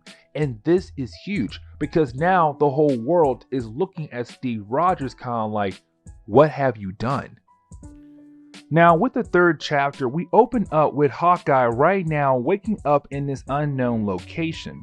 But we pick up with a random man right now talking to Hawkeye about how the people who captured him have been feeding him drugs to make him talk, to kind of give information about S.H.I.E.L.D. and other big secrets from the American government. But you have this man who is torturing Hawkeye tell Hawkeye that they were behind it all, that they were the ones to make the team distrust Thor, to get the Hulk arrested and found guilty. They were the ones who just made Steve Rogers look like a traitor as well. That whoever this man is working for is trying to bring down S.H.I.E.L.D. and the American government. Like something big is coming down the road. But the big question is though, what is coming? And can our heroes actually stop this evil force from taking over the American government? We then jump over to the rest of the Ultimates team right now having a group meeting. Well, without Thor, Hulk, Captain America, Iron Man, and Black Widow. And so right now it's just Wasp, Nick Fury, Betty Ross, Scarlet Witch, and Quicksilver. But right now they are having a meeting about what has been going on recently.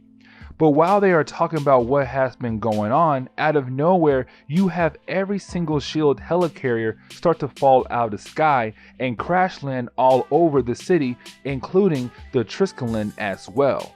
But that was just phase 1 of this random attack. The second phase is we see a bunch of men in these suits start to fall out of the sky to attack the Triskelion head on. And while that is going on, we jump over to Iron Man and Black Widow about to get their freak on. But Iron Man hears all of the explosions from outside, and when he tries to get up and go see what is happening out there, Black Widow shows her true colors. That she is actually a traitor, and she is working for someone, again trying to bring down S.H.I.E.L.D., but also bring down the American government. Because she pulls out a gun, shoots Jarvis in the head, and tells Iron Man that he should have kept trying to make love to her and ignored what was happening outside with the world.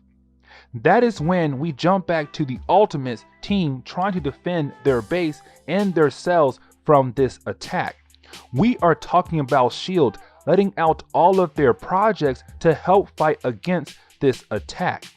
But it's not working because they are being overrun by this unknown force.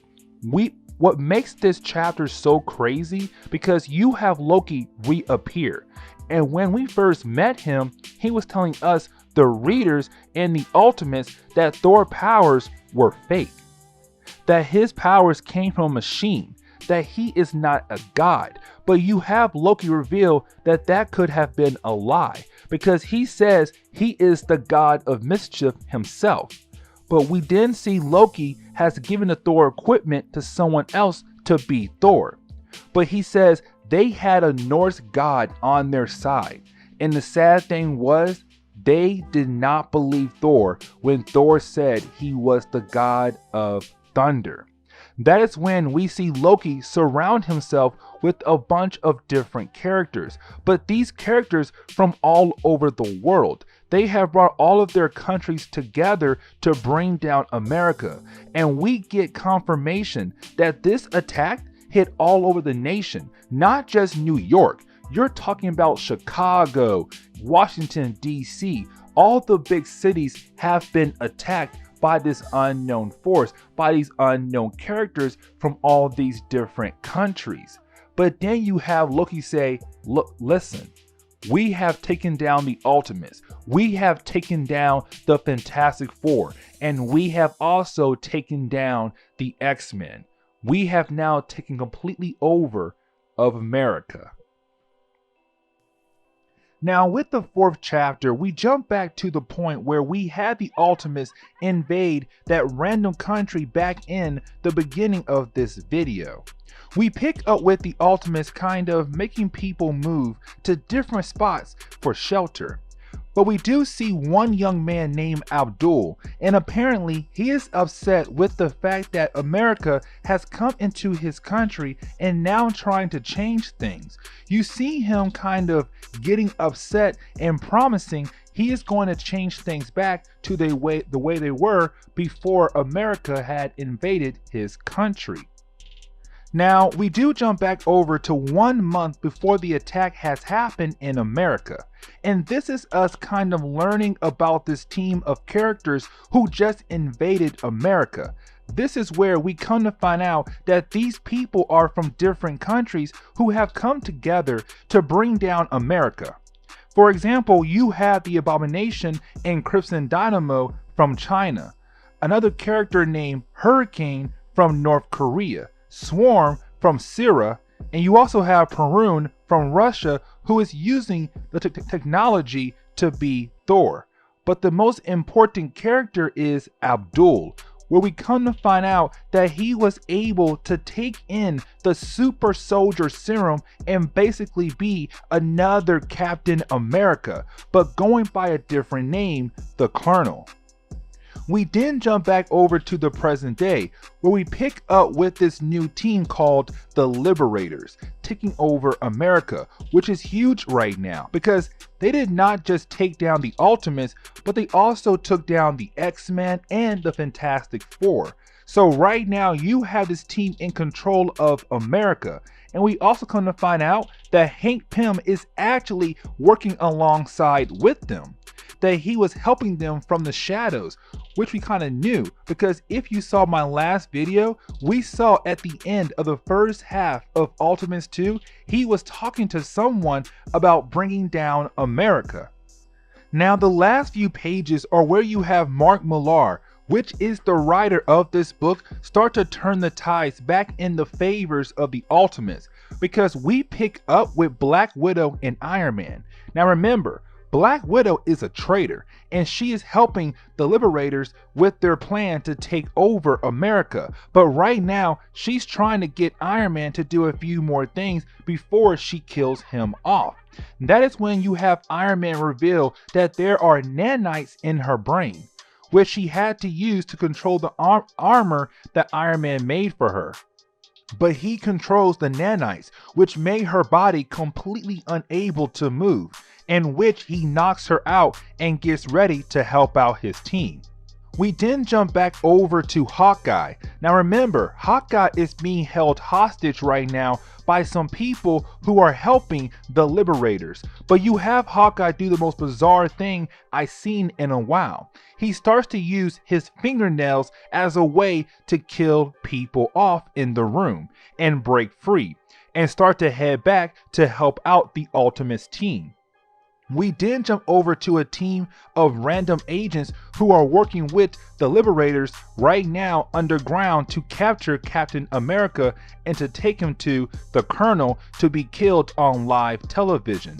But the problem is, when they get down there, Wasp had already broken Captain America free, which means he is also back on the table to help fight against the Liberators.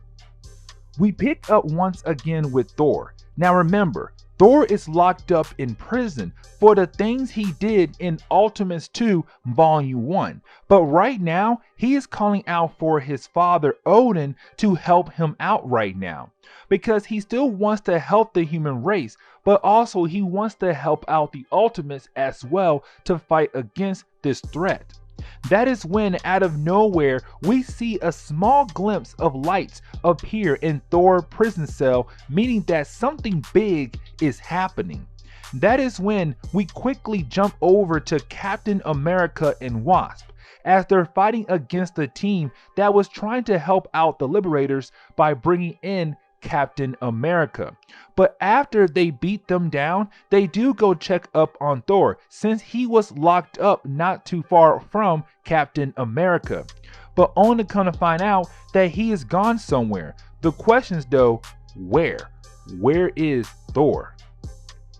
We then get a small number of pages that kind of telling us things are getting worse for America, because we pick up with Perun, who is using the technology that made Thor, well, Thor. And so right now he is Thor, and basically right now he attacks the Air Force One and captures the president and his people and brings them back to Washington, D.C. to be executed on live television. We then see Captain America and Wasp sneaking into the White House trying to come up with a game plan to bring down the Liberators. But when they walk in thinking they had to do some more fighting, they run into Hawkeye. And Hawkeye already took out everybody in that room right there. But one person did not die, which he calls his team to tell them that he found some members of the Ultimates. And of course, that does start a fight between these few members of the Ultimates fighting against the Liberators and their army of people. Now, to close the 5th chapter of this story off, we pick up with Iron Man flying into space, because right now he only has his basic armor. Matter of fact, this is the same armor we saw in Ultimate Iron Man 1, that short series we covered last week. But right now he is trying to get into space to receive what he calls the Iron Man 6 armor, which is something big he has been working on. And then at the very end of this chapter, we get to see Bruce Banner return. And that is why I covered Ultimate Wolverine versus Ultimate Hulk before we got to this video right here. Because right now, Bruce Banner is in control of the Hulk. And he came back to America just at the right time. And he hulks out and says, "Hey, I'm back. I'm back. And trust me, it's about to go down. We are about to save America together once again." Now, when it comes to the 6th chapter, this is the book where you have the whole book used as a way to show us the battle we have been waiting for, which is the Ultimates versus the Liberators. Now, with this chapter though, this is mostly the Ultimates just beating down on the Liberators. Well, more of them actually killing off every single member of the Liberators. They are being killed in different ways.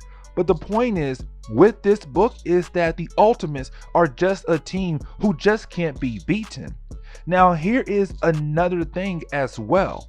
We do get to see the fight between Captain America and the Colonel.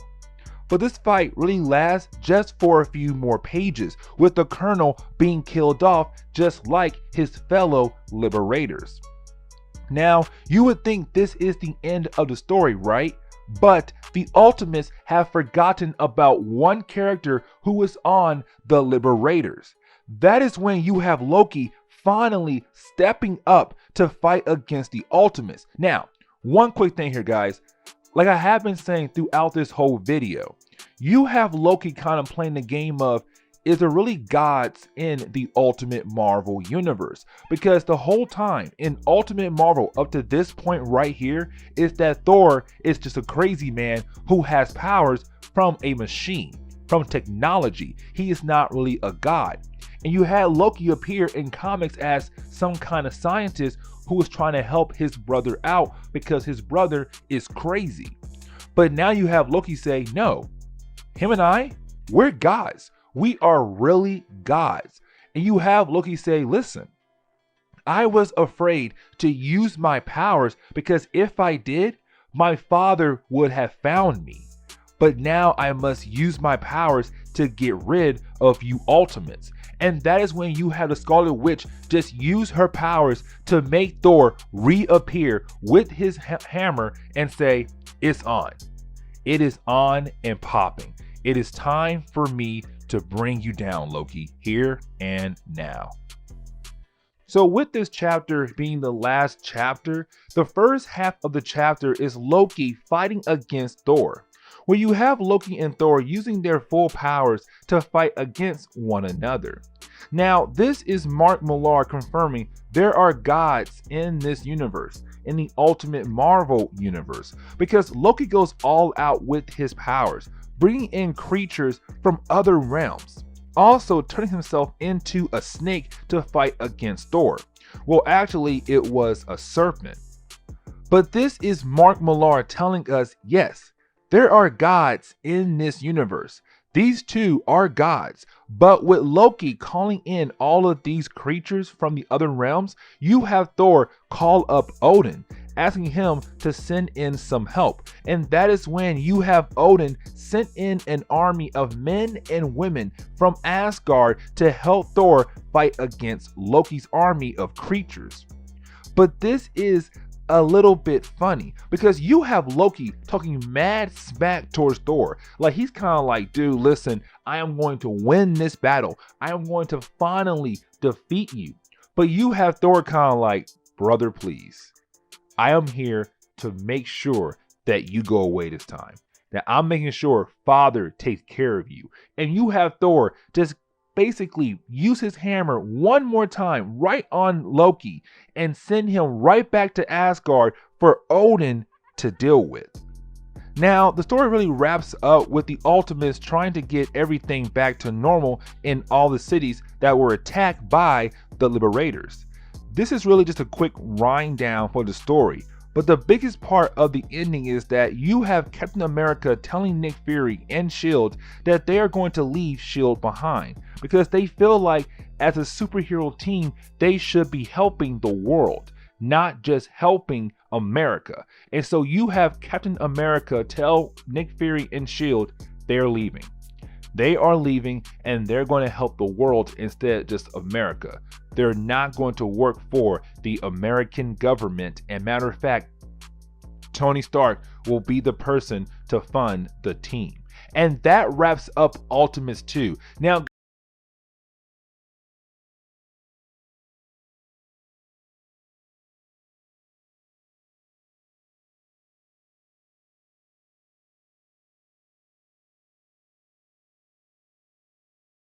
to the first battle of this story with Venom randomly attacking the base of the Ultimates. And the reason why I am skipping over the first couple pages is because, well, it was just the Ultimates watching the sex tape of Iron Man and Black Widow because they were dating before Black Widow betrayed the team back in Ultimates 2.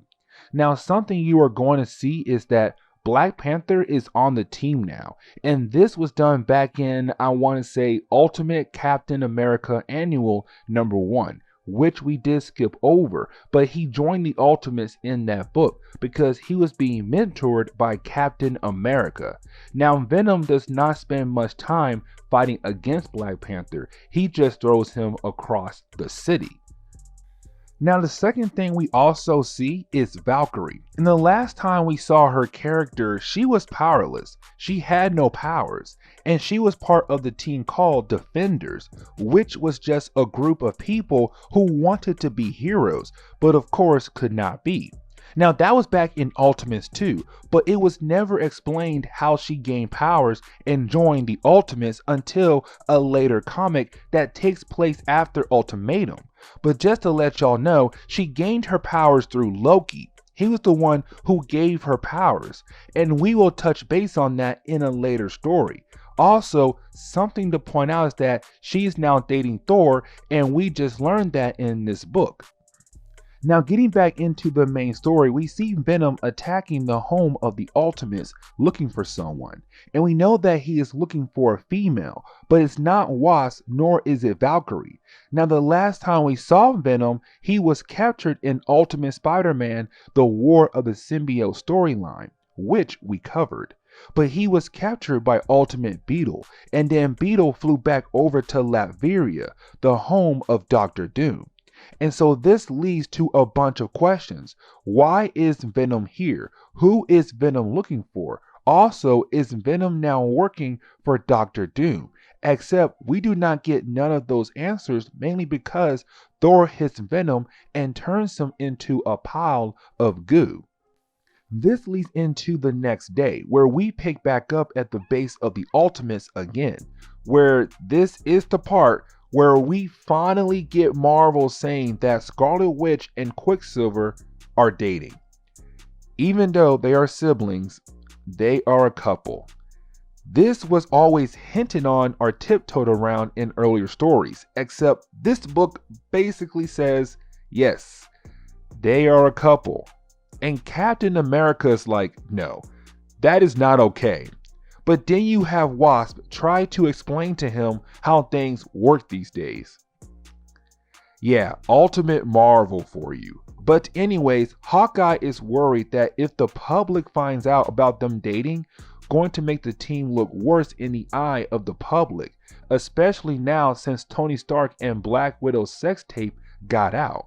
And we also find out that Captain America does not trust Wasp anymore, because back in Ultimates 2, she lost interest in Steve and started to see her ex-husband, Hank Pym.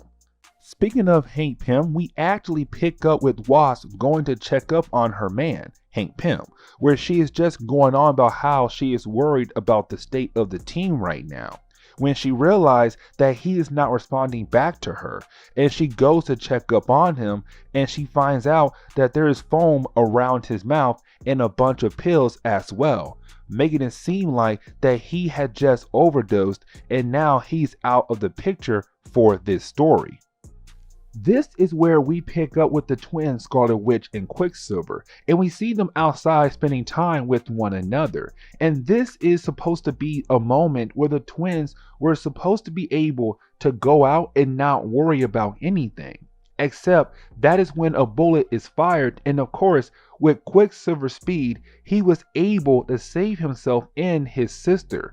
Except more bullets are fired, and Quicksilver is trying to protect his sister, stop these bullets, and call in the rest of the Ultimates.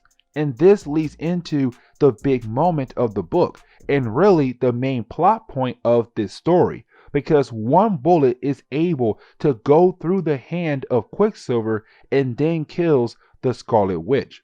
And so now the question is, who killed the Scarlet Witch? Now we jump over to Spider-Man, and there is somewhat a good reason why we are seeing Ultimate Spider-Man in this book, because Venom attacked the base of the Ultimates. Also, Venom threw Black Panther in this direction, and so you have Hawkeye out here to see where Black Panther is at, because he never came home last night.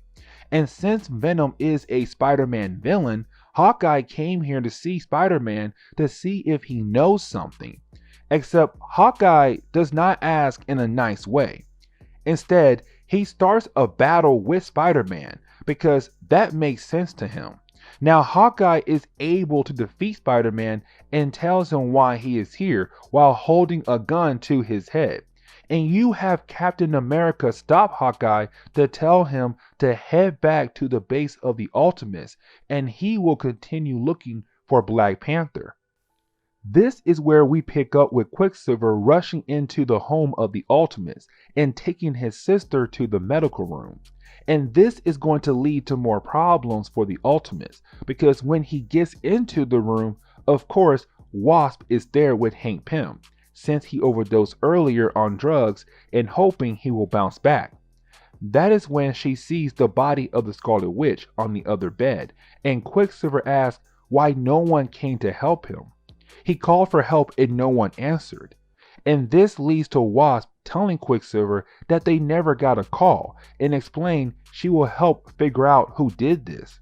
That is when you have Quicksilver say his father was right, that if him and his sister had stayed with the Brotherhood of Mutants, none of this would happen. And of course, his father being Magneto. And after he said that, the alarm goes off, telling them there is trouble. Of course, the trouble is the arrival of the Brotherhood of Mutants.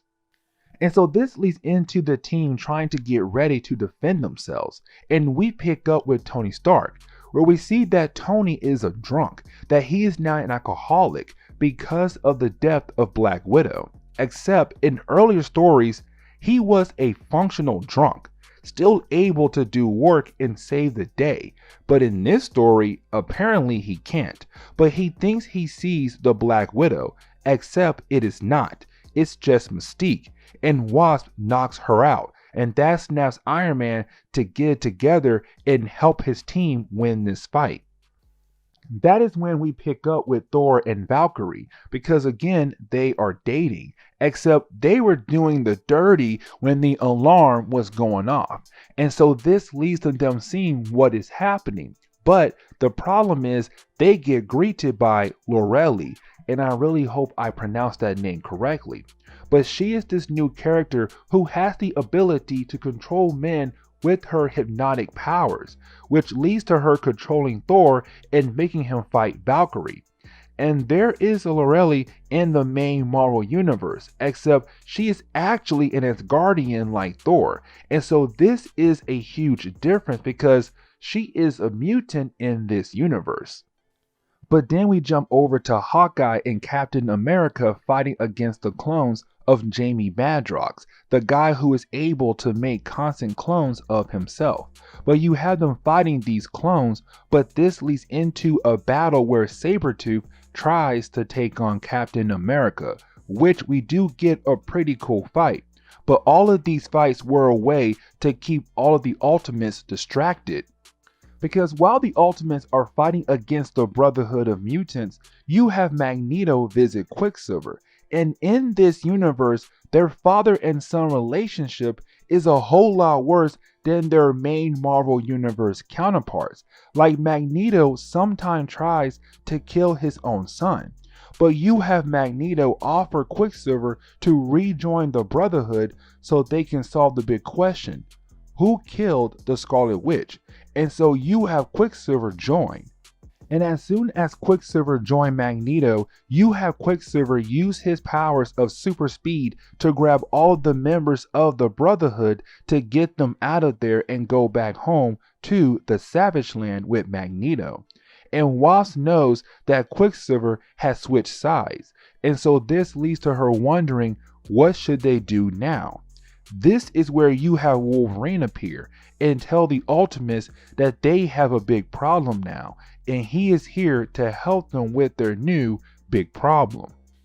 Now this leads to Wolverine explaining that their problem is that Pietro called Magneto right after the Scarlet Witch died, which honestly makes sense because Scarlet Witch died in the middle of the city, and then Quicksilver speed got her back to the home of the Ultimates in what, 5 minutes? And in those 5 minutes, he possibly called Magneto because as soon as they got back home to the Ultimates, hey, who appeared? The Brotherhood of Mutants and Magneto himself. And so you have Wolverine saying Pietro called his father before he came back home to the base of the Ultimates. And then you have Wolverine say, I am going to tell you the true origin of Scarlet Witch and Quicksilver. Because Wolverine says those two people are actually his children. This is where the story jumps back in the past, where we see Wolverine is lost in the Balkan Mountains, where he just wanders around, except right when he was about to pass out, he was saved by Magda, the mother of both Scarlet Witch and Quicksilver. And she takes him back home, and of course, we all know what happened next. They got their freak on, but while they were getting their freak on, of course, that is when Magneto arrives home to see his wife banging another man, and makes him use his powers and send Wolverine out of the house to be lost deep in the mountains. Except when Wolverine meets Magneto again in the Savage Land, they both act like they never met, even though Wolverine and Magneto know that one of them could be the father to the twins. And this is also the first time Wolverine met his children. But this leads into Magneto telling Wolverine that he wants Wolverine to kill Quicksilver, mainly because he thinks Quicksilver is weak, and Wolverine agrees to kill him because Wolverine is trying to join the Brotherhood of Mutants. And so this leads into Wolverine actually going after Quicksilver and the Scarlet Witch, where he is able to stab Quicksilver, but of course not kill him. Except this is the moment we learn how powerful the Scarlet Witch is in this universe. And the reason why I say this is because in the Savage Land, there are dinosaurs. And Scarlet Witch told Nick Fury that these dinosaurs appeared because Magneto was doing experiments. In reality, dinosaurs appeared in the Savage Land because of the Scarlet Witch. She brought dinosaurs from the past into the present day. Her reality warping powers did all of that. Now this leads to the Ultimates breaking up into two teams. Hawkeye, Black Panther, Wolverine, Thor, and Valkyrie go to the Savage Land to go after Magneto, while the rest, which is Wasp, Captain America, and Iron Man, stay here to investigate the murder scene to learn who killed the Scarlet Witch. Now, while the first team is flying off, this is where you have Wolverine ask, is that really Black Panther? Like he cannot tell by just looking at him, which we find out why he asked that question later on. Now, when the first team leaves, we see Wasp be greeted by Iron Man, where you have her questioning where has he been? Where he tells her he took care of the Blob, but he also went to the crime scene where Scarlet Witch was killed at. And so you have him tell Wasp that the bullet was made to kill the Scarlet Witch, no matter what.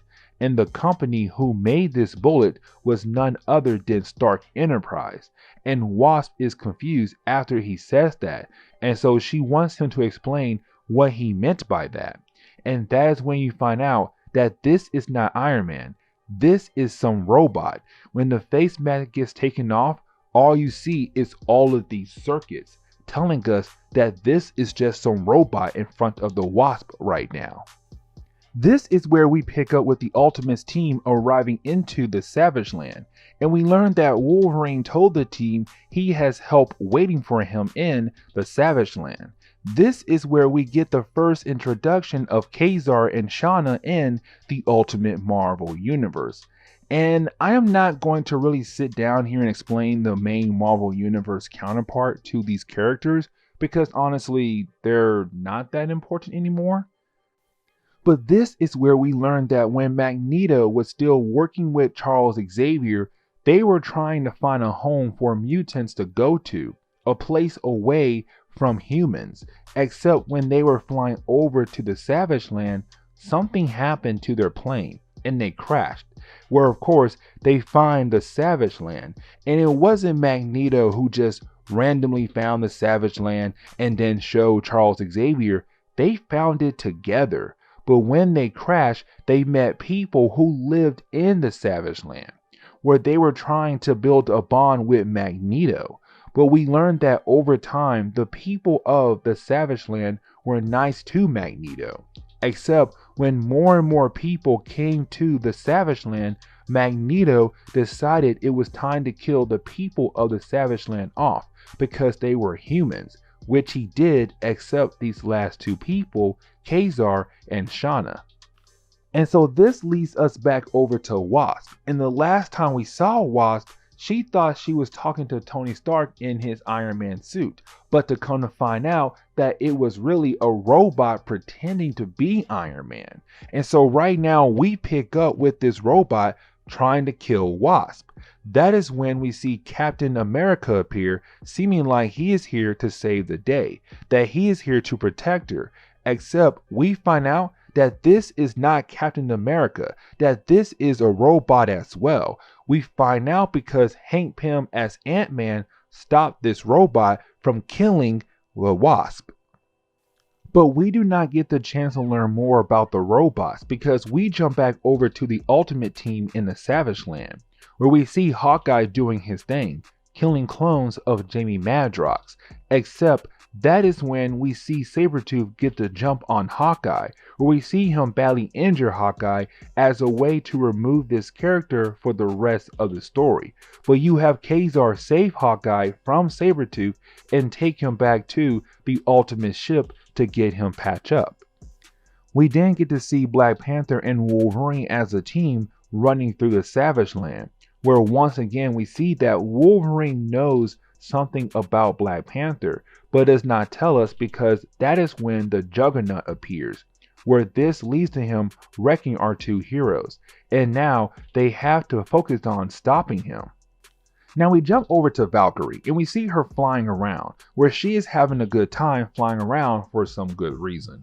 Except something happens where she falls off her Pegasus and falls in a pit of fire, where we come to find out that Mastermind, the mutant who has the ability to control people's senses, and so he makes her see and feel like she is some kind of nightmare. We also see that Pyro is here as well. Apparently, he went from good guy to bad guy after the ending of the Ultimate Apocalypse storyline we covered last week. Just don't know why he made the switch. Now this leads to my favorite moment in this book, well, one of them, where you have Thor trying to make his big attack against Magneto, except when he finds Magneto, Magneto reminds him what his powers is. He can control metal, and so Thor Hammer is basically powerless against Magneto, and so this leads to Magneto kind of beating down on Thor. But we then jump over to Wasp once again, and we see her and Hank Pym sneaking around the mansion, explaining that everything that has been happening is his fault, the death of the Scarlet Witch, and also all of these robots appearing out of nowhere. This is where you have Hank Pym show us a room of a man making more robots of the Ultimates, where you have Hank Pym explain to Wasp in the vents where no one can see them, that the man in the room making the robots is apparently their son. This is where we learn this man who is making the robots of the Ultimates is really Ultron. Now this is not Ultron's first appearance.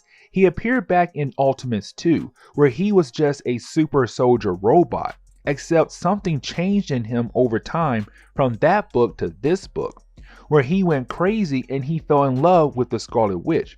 Kind of like how the Vision and the Scarlet Witch were a couple in the main Marvel universe. Except in this universe, Ultron was just a creeper. He loved the Scarlet Witch so much it changed his program. And when he saw Quicksilver and her becoming a couple, he knew he could never have her. And so he had to make a call. Kill her off so no one can have her. And so the Venom we saw earlier in the beginning of our video was an android as well. The bullet that killed Scarlet Witch, yeah, that was him too. All of these robots we've been seeing in the last few minutes, yeah, that was him as well. And we come to find out that he was the one who drugged Hank Pym. Also, he's the one who released the sex tape of Iron Man and Black Widow, knowing it would make Tony Stark become a drunk. And then, after that, he captured Tony Stark. This leads to Ultron and his army of robots going to the Savage Land and just joining everyone there to fight against Magneto. But his game plan now is to replace the Ultimates. But before we see what they do, we actually jump back over to Black Panther and Wolverine, who were fighting against the Juggernaut. And he was actually kicking their butt. except the last minute Wolverine and Black Panther were able to defeat him. This is where we learn that this is not Black Panther. This is actually Captain America. This whole time he was going around pretending to be Black Panther. This is where you realize while reading the book, you never saw Captain America and Black Panther at the same time. Reason why? Because Captain America was pretending to be Black Panther, so Black Panther is able to go back home to Wakanda. And so the whole time the Ultimates thought they had Black Panther on their team, he was really never there. But they find this out right now. We then pick back up with Valkyrie, where she was being controlled by Mastermind. Well, we get a quick 2-page setting where she wakes up and kills Mastermind, and then cuts off the hands of Pyro for payback for what they did to her. Now this is where we finally end this story, or begin to wrap it up, because we pick up with the Ultimates, Magneto, Ultron, and his army having this weird 3-way battle. 3 different sides just duking it out in the middle of the Savage Land, where it seems like a pretty even match for all sides. And also to point out is that the real Wasp, Hank Pym, and Iron Man came to the Savage Land to help deal with the Ultron and Magneto problem. And this leads into a few pages of awesome fight scenes. But we do get to see Hank Pym kill off the Ultron robot by just pulling off his head. And there goes Ultron. We never see him again in the Ultimate Marvel Universe, if I remember correctly. This leads to the final moment where you have the Ultimates wanting to move in on Magneto to bring him in. Except this leads into the moment where you have Magneto go on this rant about how great mutants are and how they are going to take over the world. This is where Hawkeye goes for the final kill by trying to shoot Magneto. Except at the very last minute, you have Quicksilver take the bullet for Magneto, which ends up killing Quicksilver. And so now both Magneto's children are dead. And now Magneto leaves and you have the Ultimates kind of retreat for now. One thing to point out is that Magneto does take the hammer of Thor with him, which you would think it would mean something, but honestly, it doesn't at all. Now this leads to the final 2 pages, where the first page show us Magneto saying a final goodbye to his dead children. But this leads into Magneto saying that he is going to make the Ultimates pay the ultimate price. Then we come to find out that everything that has happened so far, Ultron was really not the person behind everything, except the person who was behind all of this was Doctor Doom. And this is not Victor Van Dam Doctor Doom. This is actually the mother of Susan and Johnny Storm, because the first Doom is still trapped in the Squadron Supreme universe, except before he left, he told Mary Storm to become Doctor Doom for him. And so this is not the original Ultimate Marvel Doctor Doom. This is the second version of Ultimate Marvel Doctor Doom. And this is where we are going to end today's video. And so guys, please leave me a like down below and also subscribe for more comic book stories like this in the near future. Also, any suggestions on books I should read? Well, please let me know in the comments below, because you never know, your suggestion could be a future video down the road. But guys, I'm out of here and I will see y'all in the next comic book video. Later guys.